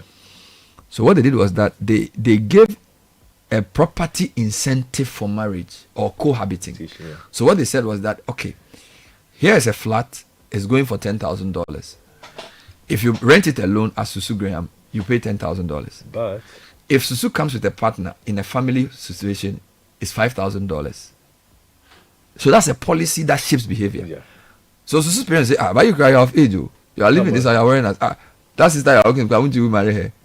Because you get accommodation. Then you realize that I can actually get accommodation for 5,000. So if I'm earning 8,000 and the girl's earning 8,000, we just use 5,000 to pay for this. But if I'm single, accommodation is 10K. Yeah. So you see, he didn't tell people go and marry. What he said to people was that if you want government financed accommodation, this is what you need to do. These are the terms and conditions. This is how you shape behavior. So I'm not saying go and force people to go and do partnership. If you come as a cooperative of 3 for this bus, these are the benefits you get. So sometimes we assume that Ghanaians, our behavior is fixed. When Ghanaians go to Europe, they behave differently because the European system forces them to behave that way. And the purpose of government is to, you see, people think that government is just about money and laws. It's about understanding the motivation for human behavior. Yeah. Okay, what motivates a person to own a trotro? He wants extra income, or this is what he runs to look after his family. So you don't want him to lose that. So you are not going to say, let me bring a bus and run it as government and take them out of business. They'll fight you. But you can say to him that I don't want you to convert these vans into trotros because by policy it is not safe. But I'm not leaving you helpless. I'm giving you a way out. You get it? So the problem is that we are not really prepared to think. What we want to do is to quickly do something to be seen to be working, which is why for the past 30 years, we've not been able to solve this urban problem. You get me? So I don't think that Ghanaians innately hate partnerships. The incentives for partnering have not been made very clear to Ghanaians. Okay. It's not because Ghanaians hate partnerships. I reject that. Okay. But I was in Benin over the weekend where I spent 4 days in Cotonou. Motorbikes are the commonest form of transportation. Yeah. They are available in hundreds of thousands per city. Despite the high numbers, I felt 200 times safer on the bikes in Benin because of the following reasons. 1, the roads are very good and there are dedicated lanes for bikes, pedestrians and vehicles in most areas. Urban planning is at work there. Street lights were working and the city is lit. On my first night, I went to town after 11 p.m. just to go take pictures of the city. But then I'll share some of the pictures I've seen. It's sweet. I've never been out of home after 10 p.m. in over 20 years living in Accra or Tema. I felt safer than home. That is Ghana. 3, sanitation is first class in Cotonou and other major cities. I searched for a single plastic on the street so I could take a picture of it and I found none. Benin is working. If we decide as a nation to do it, we too can. Good morning to the Greater Accra Regional Minister. Our streets are still very dark. 2 additions to my idea that people have sent to me to refine it. So this TRP is working. So one person says, in addition to the imports, you could also say, let Kantanka or some local company also assemble a certain kind of buses. All right, so you can say that one even is duty-less. So you can say the bus may cost 70,000 cedis or 100,000 cedis for a 23-seater. of course, you may have to give some concessions to the company doing the assembling in terms of, do you understand? But you are linking an industrialization policy to a transportation urban mobility policy. This is what is required in 2025. Yeah. They're working in silos where somebody comes from some country, comes up with a deal, let's import buses and make money. That doesn't solve any problem. Now, there's another angle to this. They are saying that now, when they bring in the old trotros, we can decide to use those trotros for the last mile agric. So you say, a lot of rural communities, when you go, they use these open top 4-seaters for their food imports. So let's assume you're a Charlotte farmer. So they are saying, those trotros, the ones that cannot carry human beings, you can say, agric produce. Remove the seat and say, if you are conveying agric produce from the farm gate to the market, you can use those. The roads are not congested. Yes. Do you understand? So this is so now you have agric is even benefit to know. Do you see where I'm coming from? I get it. So you have a trotro replacement program. TRP. They are using the trotros, the ones that are completely comatose, do a recycling. The ones that are salvageable, they can't carry human beings, but they can carry food. Right. You just need a driver and a mate. Put the food inside and use it to support moving food from the rural communities. So that revenue that the port people claim they lose, you are gaining it in two ways. People are driving safer in Accra and the urban areas. All the old Trotskys are being used in the rural communities to just convey food. Yeah. All right. Then you are also getting Kantanka to assemble some buses, which can also, he has subsidized part importation. You are building a training school. That's how you develop. Okay, and you are forming people to form partnerships. You are also having bigger vehicles, because the other issue with traffic is that the smaller the vehicle. So if you say in 10 years, I want the average trotro in Ghana to be 23-seater and not 16-seater. That means you are reducing the number of cars on the road. All right, this is the problem with Ghana. All these things I'm saying are great. Somebody can even write a proposal for the World Bank, but when it comes to implementation, people want to make trouble. You see, so if the chobo mentality is not removed, you cannot, because you realize that most problems are not difficult to solve if we actually want to solve it. The difficulty is the chobo. Chobonization. He brought that expression on air. What's the English version of chobo? Kickbacks. I want an English word for chobo. Kickback. Since you had English words for all the food, I beg you. What is the closest English word for chobo? Let me see. And can you know what chobo is, by the way? Yeah. It's not a kickback though. No, chobo is not kickback. Okay. Chobo. So what? So let me. Okay, so Godfrey gives me money to buy him buffet. Let me give you a very typical example of chobo. So like your mechanic. Yes. He tells you that he has to replace your brake pad, and the brake pad, when he calls the spare parts dealer, is 2,000 cedis. You give him 2,000 cedis. He goes to a 2x4 wayside guy and buys a lower quality brake pad for 1,200 cedis. Yeah. The 800 is his chobo. Oh my God. So do you understand chobo now? So what is it in English? But the example you are giving is hitting home. You repeat the example.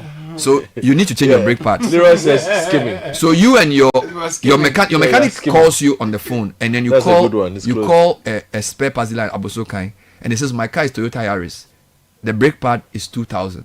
So you momo him 2,000 cedis. Then he tells the brake pad guy that, oh, Sikana Baon, but he wants a cheaper version of the brake pad, the one that goes for 800 cedis, because it still fits. So he buys a second hand. Brake pad, fits. And then he puts it in your car, and you are driving the car, and then the 800 he shares with the guy. That's chobo. So chobo is profiteering. Chobo is skimming. But I think skimming is close. Skimming is the closest. I like fraud. But you know how that works in Ghana? It's called procurement. So chobo is they will say we are bringing in the tractors at $6 million paid for by the Jewish Assembly. Then they say no. They will rather inflate the price and say it's $8 million. All right. They know the value is 2 million. They pay 8 million to the guy, and the 2 million they cream it. Ways and means. You know, there are some things we do in Ghana that English cannot agree. You cannot describe. Let me explain it to you. You know, account people say, "Oh, didi home." And now you Didimu. Yes. It's not the same thing. So Didimu Chino condemn. No, take your time. Yes. Didimu means that he's managing it and eating around of the excess. Yes. But Didimu means he's eating the inside of the thing. So Chino condemn. So our politicians don't Didimu. Oh, what Didimu? Yeah, Didimu. Like we know, like we get, you know. What's him? You know, so corruption, you know, that Didimu. Yeah, the obesity trouble is over invoicing. Oh my God! Why do we 2 cities asking over invoicing? We'll come back, please. If you have the difference between Didimu and Didimu, please. I want the English version. Didimu and Didimu. We want to know the difference.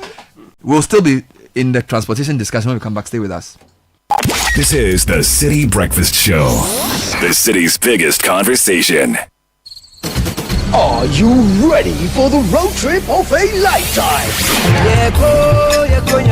All is set to explore 14 amazing regions of Ghana on the Heritage Caravan 2025. Dive deep into the rich Ghanaian culture through the food, the music, the history, and the captivating traditions. From the 2nd to the 9th of March 2025, you will experience the road trip of a lifetime. Build connections, network, and share unforgettable memories with fellow adventurers. An opportunity to see Ghana in a more beautiful, and the people, the connection, incredible. The Heritage Caravan will smoothly drive through the Greater Accra region, Eastern, Volta, Oti, Northeast, Upper East, Northern, Savannah, Bono East, Ahafo, Ashanti, Western North, Western, and Central regions. The places we visited, the road trip itself was awesome. Everything was good, yes. Even the Bui Dam was very educational. Throughout the 8 days on the road, groove to authentic live band music on the wheels with the melodic In Chin Chin Band. The Heritage Caravan 2025 will be fun, educative, refreshing, and most of all, remarkable. Stay updated. Follow all Channel 1 TV and 97.3 Citi FM social media handles for updates and join the conversation with the hashtag Heritage Caravan 2025. The Heritage Caravan 2025 is powered by Channel 1 TV in partnership with the Ghana Tourism Authority with support from 97.3 Citi FM and proudly sponsored by the National Lottery Authority, Holland Insurance, Omni Basic Bank, Goyle PLC, GB Foods, Standard Water, Apollonia City, and Beaver Beverages. Terms and conditions apply.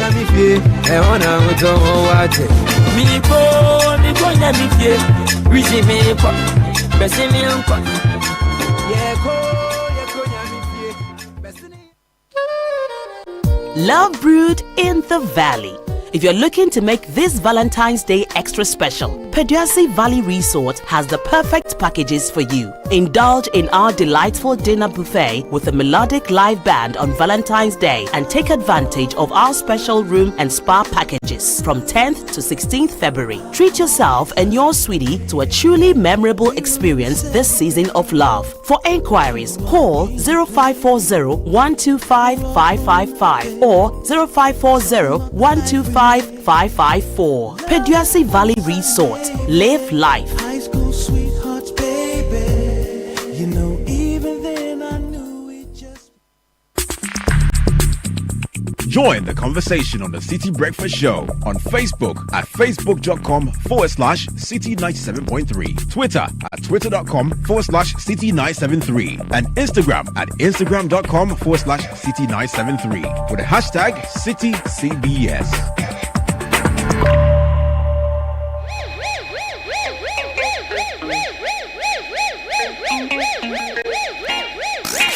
Unleashing the power of relevant radio. This is Citi 97.3.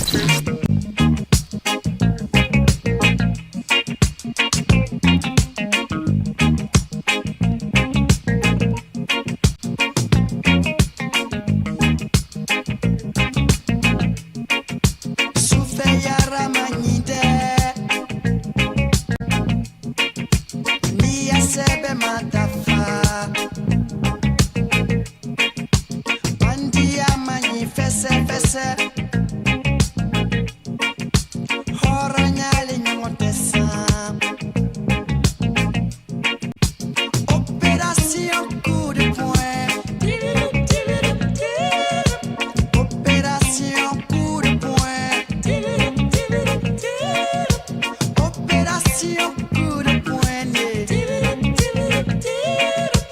Opération coup de poing. Neko ouais, brigadier Savary. Neko aïe.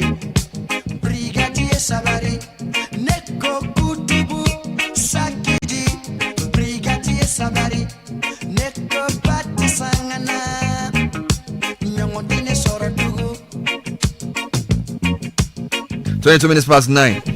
We've developed a program on air. It's called the Trotro Replacement Program.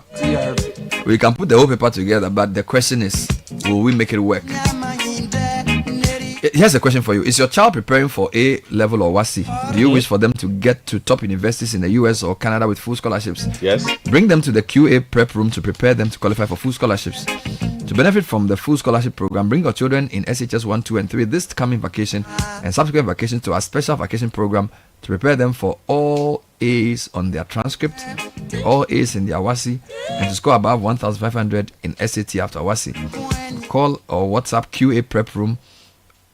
The number is 0208 143 265. That's 0208 143 265. And if your child already attends vacation classes elsewhere, bring them to prep room for only 2 hours each day for this special program to prepare them for full scholarships abroad. The other number to call is 059 395 5699. Brigadier Savary. Neko Pati Sangana. Nyongotine Soratugu.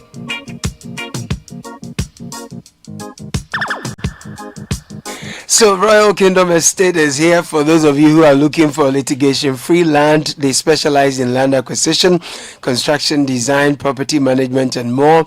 They have property in Accra and Ebri. Land starts at 90,000 cedis. There are flexible payment terms as well. There are affordable homes ranging from 2 bedrooms, premium furnished apartments for short rentals in East Airport. So visit Royal Kingdom Estate at Cantonments opposite Soul Clinic International School. 055 755 909 0272 77880. Info at Royal Kingdom Estate. Royal Kingdom Estate, building communities, nurturing dreams. Diamond 42.5 hour grade cement is the highest quality cement on the Ghanaian market since the year 2000. Diamond has put smiles on the faces of homeowners, block makers, and supported numerous constructions with their high quality brand that's rated green by the EPA. Now there is the affordable 32.5 hour grade, which means there is a good deal for everyone. There's great value for your pocket. Now anyone who wishes to buy Diamond cement should deal with the company directly. Locates them nationwide. Their factories are in Aplao, Takrady, and Bwepe. 0244 313 368 or 0540 111 978. Diamond cement still as hard as a diamond. And by the way, Chobo is not profit, as a lot of you are saying. Profit is genuinely gotten. Yes. Chobo is ill-gotten profit. Thank you. In the meantime, reconnect your roots this March at the back of your Village Food Festival 2025, or back to your village. And we have some great delicacies available from the northern, central, and western and southern zones of the country. But it's not just food. We're celebrating culture, connecting with family, and making memories that last a lifetime. Day 29th and 30th March, AMA, 10 a.m. to 6 p.m. each day. Now, if you are an interested vendor, call 0205 973 973. That's 0205 973 973 to register. All right, so Caleb, a few comments on Chobo is cost padding. Nana Jabo sender through from Kingston, Jamaica. Hey, you are listening from Kingston, Jamaica? Yeah, man. Hey, what are you doing there? What time is it in Jamaica? I saw we are rolling. Probably like 11 p.m. or something. Mandem rolling in Jamaica. It will be around like 5 a.m. 4 a.m. Jamaica? Yeah, to be the same time zone as like the US. No, but US has many time zones. US has it's like the East Coast time zone. You sure? Yeah, the Caribbean, because of the Caribbean can be too far. 5 hours, 4 hours. To be 4 or 5 hours. All right, so it's at 5 a.m. Okay, go This on. message says about 90% of the trotros in Kumasi are not roadworthy. Some passengers are now avoiding these trotros that are used for intra-city transport. The tricycles, popularly called pragia, are becoming the most preferred means. I know some trotro drivers who have sold their vehicles to venture into the tricycle business because they know that is what the passengers want. But these tricycle operators drive carelessly and do not adhere to basic road safety regulations. If the government is regulating, I think they should begin with strict enforcement also. Now, I strongly support Bernard's idea. Only yesterday, my sister sustained a very deep cut on her right inner foot while alighting from a rickety Trusky. Oh Lord! I must say the injury is extremely bad. My heart sank when I saw the cut. Here are some more suggestions. So we have Edidimu, Didimu, Didihu, and Edidija. Thank you. There are 3 different expressions. 3 Edidis. Good morning, City. Didimu is procurement fraud. Chobos is the same as short-changing. Winfred from Kaswa. Chobo is racketeering. Bernard and team. Chobo in English is half-imposed cut. John KM from self-imposed cut. Yes. Self-imposed cut. Okay. In China. Hey, okay. People are listening from China. From China. Edidija. Bernard, there is also Edidija. That's right. You add that. Edidimu is procurement. Chobo is short-change. All right. Okay. Chobo is undercutting. Adolf from New Agbawe. Chobo is rip-off. Good morning, Bernard. Chobo means short change. KB from Akosombo. Chobo is short changing. Chobo is simply over invoicing. George at Spentex. Chobo is cheat fraud or cheat fund. Okay. Okukuseku is the summary of the EDDs. 9:29. Coming up shortly, friends from Heritage Christian University joining us to train leaders who are more ethical, who will not do chobo.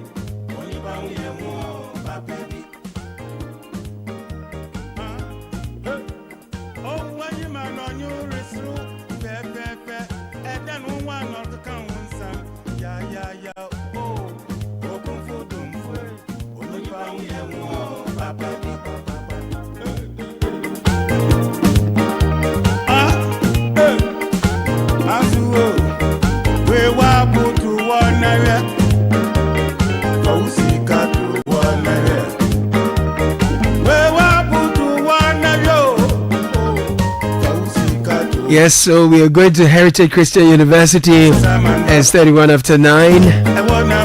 Heritage Christian University, they are educating compassionate entrepreneurial leaders. graduates from Heritage Christian University, they don't take chobo. No, they don't do chobo. They don't do a didimu, a didija, and all the didihos.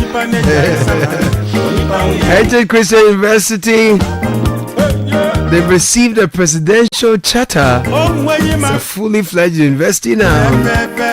So if you're thinking of tertiary education, what have they got for you? I have the Director of Media and Public Affairs, Conrad Kakraba. Conrad Kakraba joins us in the studio. Good morning. Good to see you. Hi, Caleb. Good morning. Goodness. It's good to see you as well. Many years ago, I'll be watching you on TV in your yeah. reading the English and all, man. Exactly. Great, bravo. Oh, Kakraba. Yeah, you people, you taught us the English. Oh, how? Me, I was watching you when I was in primary school. But I met you at Radio Universe. Oh, but you came to teach us on top. Look at that. Yeah, but it's good to see you. You're welcome. Thank How you long very has Heritage Christian University been around?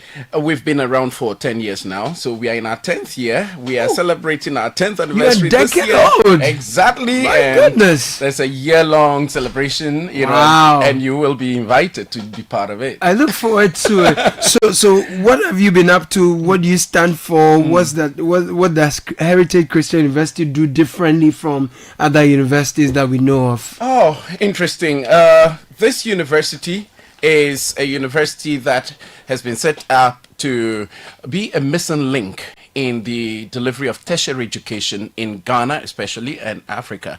Basically, we see that education that we are getting is not really meeting the challenges of the society. And therefore, we think that whoever comes out of a tertiary institution should stand out and should be able to practically deal with problems. We see our graduates come out of universities and they practically cannot do anything. They can't fix anything. They can't solve any problems. And even if they have the ability to, they don't have the heart to. They don't have the character, the ability to stop taking chobo and all of that you were talking about. And so we are trying to say that there is the need for us to redefine the way we deliver tertiary education. Our focus is on making sure that we have 5 core values. They are called the 5 C's. The first one is about conviction, which is the fact that we should recognize that God lives and He is the one who created us. He's the one who has helped us, to be where we are, and therefore whatever we do, we must recognize Him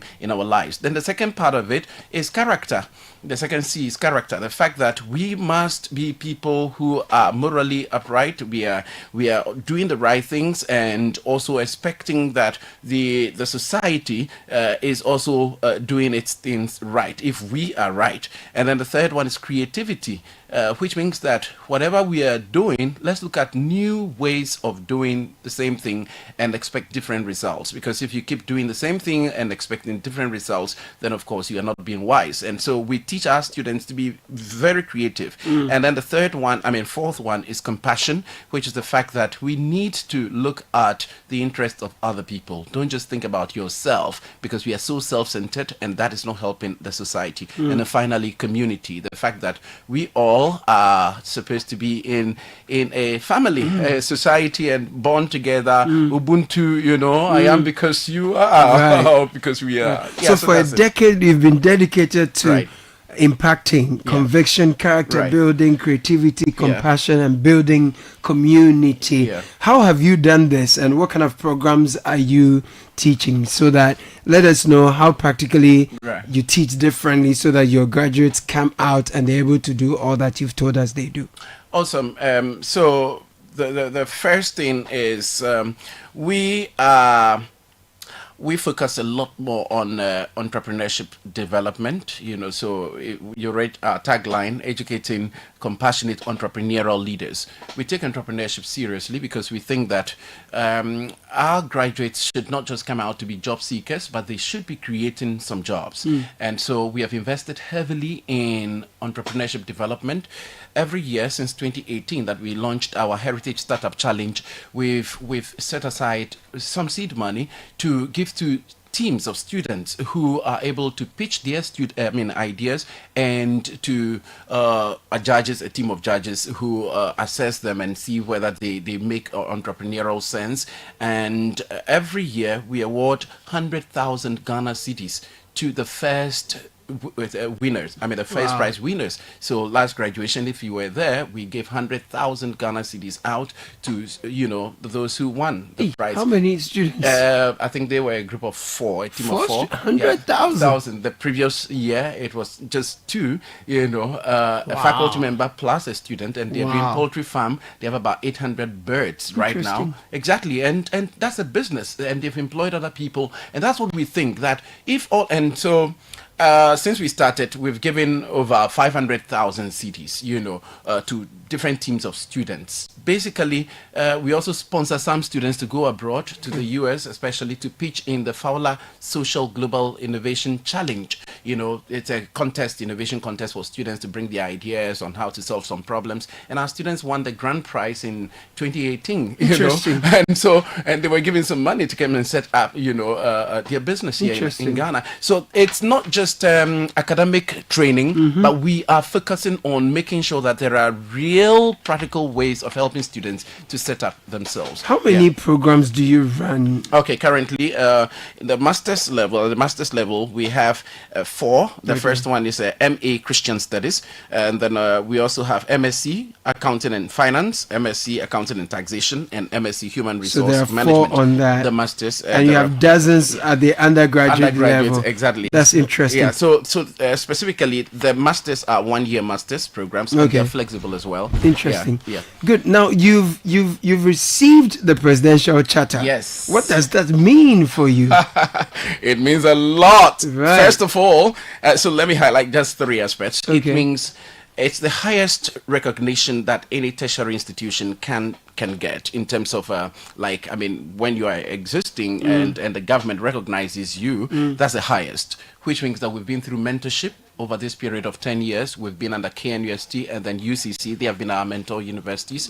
And right now we are fully chartered, and so we are known as Heritage Christian University. At first we were Heritage Christian College, then Heritage Christian University College, now Heritage Christian University. And secondly, it means that we've gone through stringent criteria set by the state for you to be a fully fledged university. So you can give out your own certificate. Exactly, that's it. And so they will assess your academic delivery, your finances, your teaching and learning, and library, and all of that, faculty strength. And then finally, we are also fully fledged, recognized nationally and internationally. Right. So these are things that it means to us that we have at least, met the state standards for a tertiary institution. That also means more responsibility for you. So what's the vision for the school after this presidential recognition? Now that we are autonomous, we seek to strengthen our academic standards, and then also ensure that we do not compromise our core values that I mentioned earlier, to make sure that we set ourselves apart from other tertiary institutions and make sure that our graduates are really competitive on the global market. And also it means that we would have the flexibility to have innovation in the delivery of our programs. We bring in design thinking and then also technology-driven kind of education, and to become the best or the most preferred Christian university. I like the sound of that. I like that. So let's talk to parents who are listening, prospective students and then students of Heritage. Right. What's your word for them?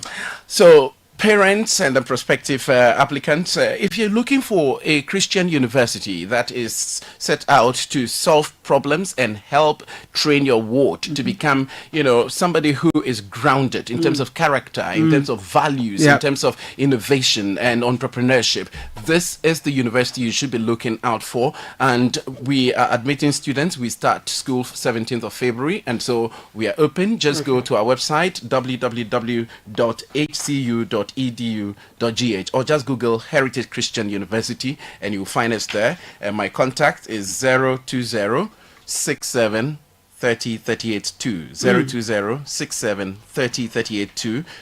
We are located at Amasaman behind the stadium. Correct. You've not missed the media. The way you are rattling the English 020607072. You want to come back sometime soon? Oh my goodness! See, we've been learning from you people. So you've abandoned the ship. I have not. Okay. I'm the director of Truth TV, which is owned by the university. Oh, so the students get hands-on training experience in communication, multimedia, technology, and all of that. From the director himself and the team, right?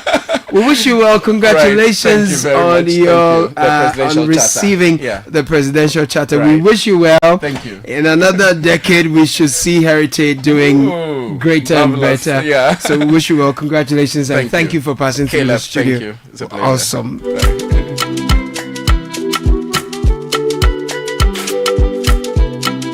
This is the Citi Breakfast Show, the city's biggest conversation.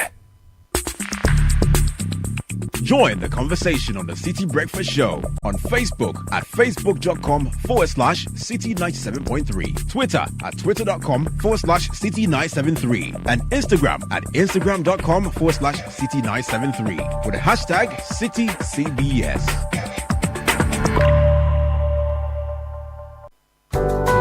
Looking to give your special one an electrified Valentine's gift? Electroland is here with Electro Love offers. From top best brands to Hope in Love discounts and freebies, we got you sorted. With 8.99 Ghana cedis, you can blast into your favorite love tunes with Nasco Home Theatre. Enjoy a chilled night with our Nasco 1.0 AC at 3,499 Ghana cedis. How about a TCL bedside fridge to cool your favorite champagne at a cool 2,299 Ghana cedis? Surprise the love of your life with a 9 kg Samsung twin-top semi-auto washing machine at 3,999 Ghana cedis. Don't forget to join our Chedia Kessie promo to win amazing weekly and monthly giveaways. Visit our showrooms across Ghana to enjoy. Electroland, home of affordable electronics and appliances.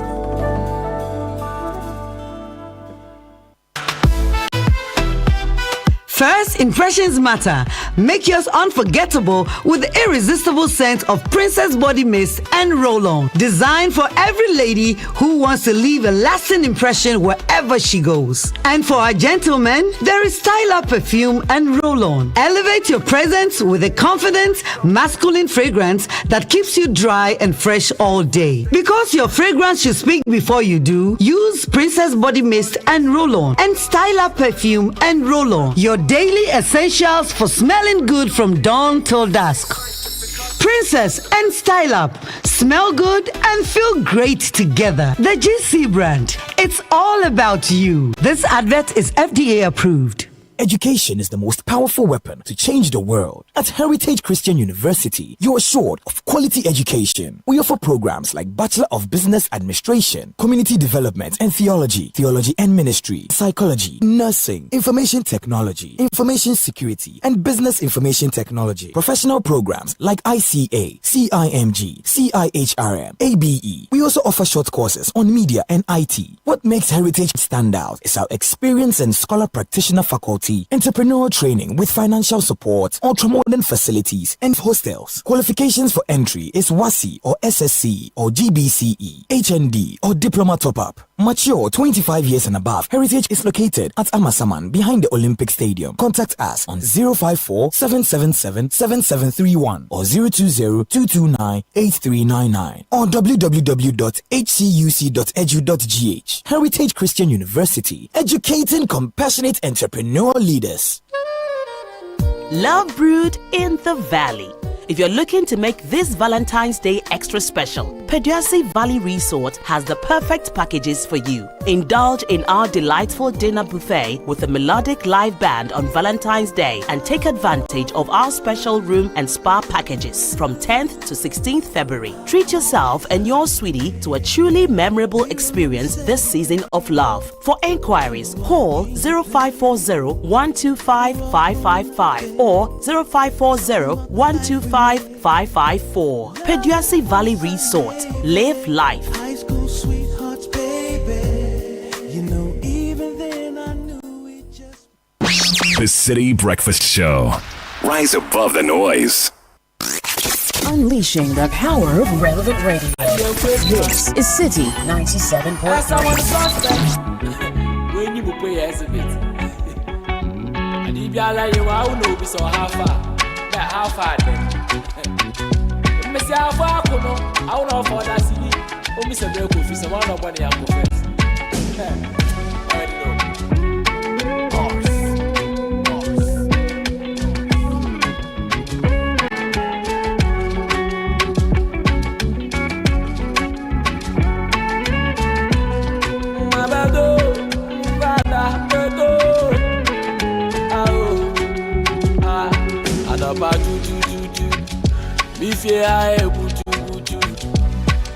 Badi bia mede ne kopa ne fiere taka mogutu tapu kuchu na se brusa e o mamusu ete tribia wesi anenda brofu yina bedi chubu awa woni dia nyamno pelo me do ko motia gesi mi ne bia memia na so apempe mapea Ameda wansemi emi neighbor. I wansemi emi neighbor. I wansemi emi neighbor. Feel it. I wansemi emi neighbor. I wansemi emi neighbor. I wansemi emi neighbor. Papa,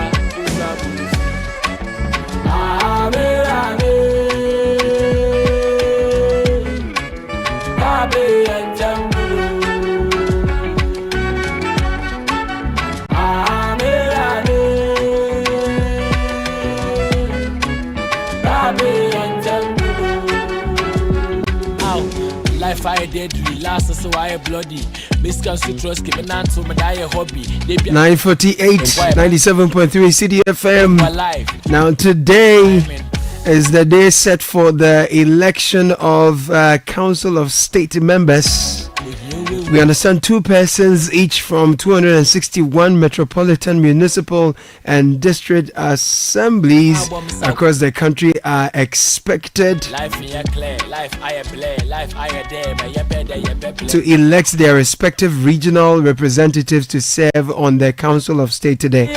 Now, the mandate of the Electoral College is to choose 16 out of 155 candidates made up of 145 males and 10 females who filled their nominations to contest for slots in the high office. Now, joining us on the line quickly is Fred Tete, Deputy Director of Research with the Electoral Commission. Let's find out how ready the EC is for this particular exercise and what preparations have gone into the exercise. Good morning, sir, and thank you for joining us. Good morning, Caleb. Yes. So thank you for having me. Wonderful. What is the preparation that has gone into today's election? Thank you. As of now, in terms of logistics, everything is in place. From my check this morning, all regional directorates and places where venues where the elections are to be held is started. So far, so good. They have their ballot papers, voting screens, the registers that were generated for the electoral colleges. So, as you said, 522 voters across the country are voting in those Council of State elections to elect 16 regional reps to the Council of State. Now, because this is not the popular general election, we have an electoral college. There hasn't been much publicity about this one, but is this a keenly contested race? Give us an idea just how fierce or keen this particular contest gets, and for those who are not following keenly, give us an idea of how it happens. Yes, you are right, because it's not a kind of a popular kind of elections where it's open to the general public. It's specifically an electoral college, a sample of the representatives of the people at the assembly level. It's highly competitive. 2021, I was in the northern region to monitor and then supervise that election. And many a time, though it's not partisan, you see candidates actually coming in with the idea of they being the party choice. So we have this kind of competitiveness, just like any, what you call, especially the way you see elections for NUCs and SRC is similar in nature. Now, which of the regions have the most candidates? I see that out of 155, you have 145 males and only 10 females. Before you tell me regional breakdown, which have the most candidates and which do not have, what is accounting for the low female participation here? Yes, Caleb, that has been the trend. And my appeal at this point is that in the 2021 Council of State reps that were elected, none of the representatives happen to be a woman. This time round, having 10, we pray that at least some of the regions will elect female candidates as their reps to the Council of State.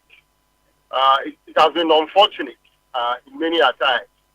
But when you look at it very carefully, in 2021, we had 94 candidate contestants.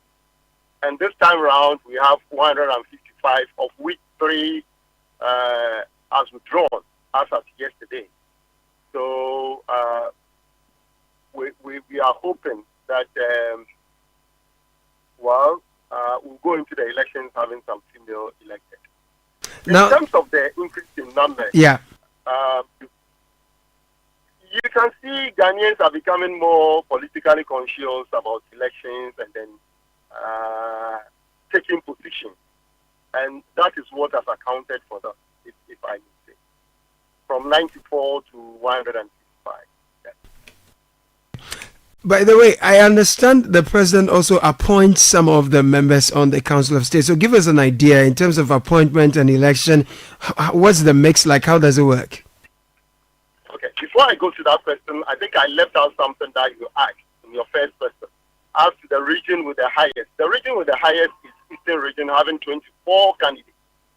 The list is Western North with 2 candidates as of now. So that's the in terms of the highest and then the list. Right. At the end of the day, the Council of State is going to be constituted by 31 members. Of those 31, 16 will be elected, and then 15 will be appointed. And when you read the Article 89 carefully, it talks about some that happen to be a statutory kind of members.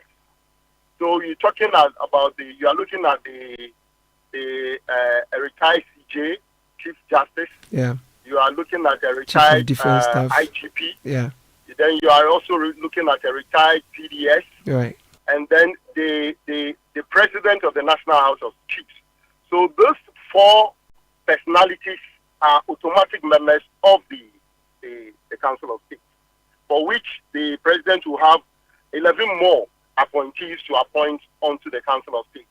And many a times that is where, out of the 11, that's where you see some of them being women appointed. We will encourage the authorities to make sure that we have some of our mothers in there as part of the Council of State. Interesting one. That now I do know that the Council of State is one of the big subjects on the table of constitutional review, because a lot of people think, given us it's played an advisory role and its advice it professes to a president is not binding, they feel the Council of State is a drain on the national purse and it should be scrapped. What is the feeling amongst those who are contesting when it comes to the calls for, the scrapping of the Council of State? For my part, as a researcher, and also what I I see in terms of the perception among those who file, I believe they know the role of the Council of State. And from my angle as a researcher, I think the Council of State, there's a need for some kind of constitutional reform as to the election to the Council of State in terms of the qualification and what that is. Because it is supposed to be like a second chamber, an advisory kind of board to the president in the performance of its function. And therefore, we need people who can actually advise, people with a solid background to help in the management of the country. So I think it's not something that is out of place. We should be able to look at it and look at it well. So for those who argue that the Council of State has lost its relevance and as such must be scrapped, as a researcher, you disagree with them? I disagree. We should look at it and then see what we can do to make it better for them to play their advisory role effectively. I believe it's not only advising the president. They also help in terms of some states engage with some state institutions like the National Peace Council. They get themselves involved in consultation and then peace management processes as well. So I believe there is no need for us to scrap it. It must be there. Okay, so where's the venue for Greater Accra's election and across the region? Okay, thank you very much. The elections are taking place for Greater Accra is the AMA conference hall. I don't know whether it is the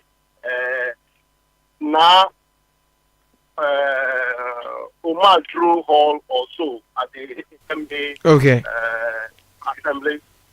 Right. So it's happening at the municipal assemblies? No, not at the in the region. Yes. At the regional coordinating council. RCCs, okay. The regional coordinating council. Right. So when they go there, they know exactly where the election is taking place. Excellent. Thank you so much. We wish you a very smooth process. Thanks for talking to us. Fred Teta is Deputy Director of Research at the Electoral Commission. The EC is running the Council of State elections today, and we'll be following that and bring you the outcomes as they come.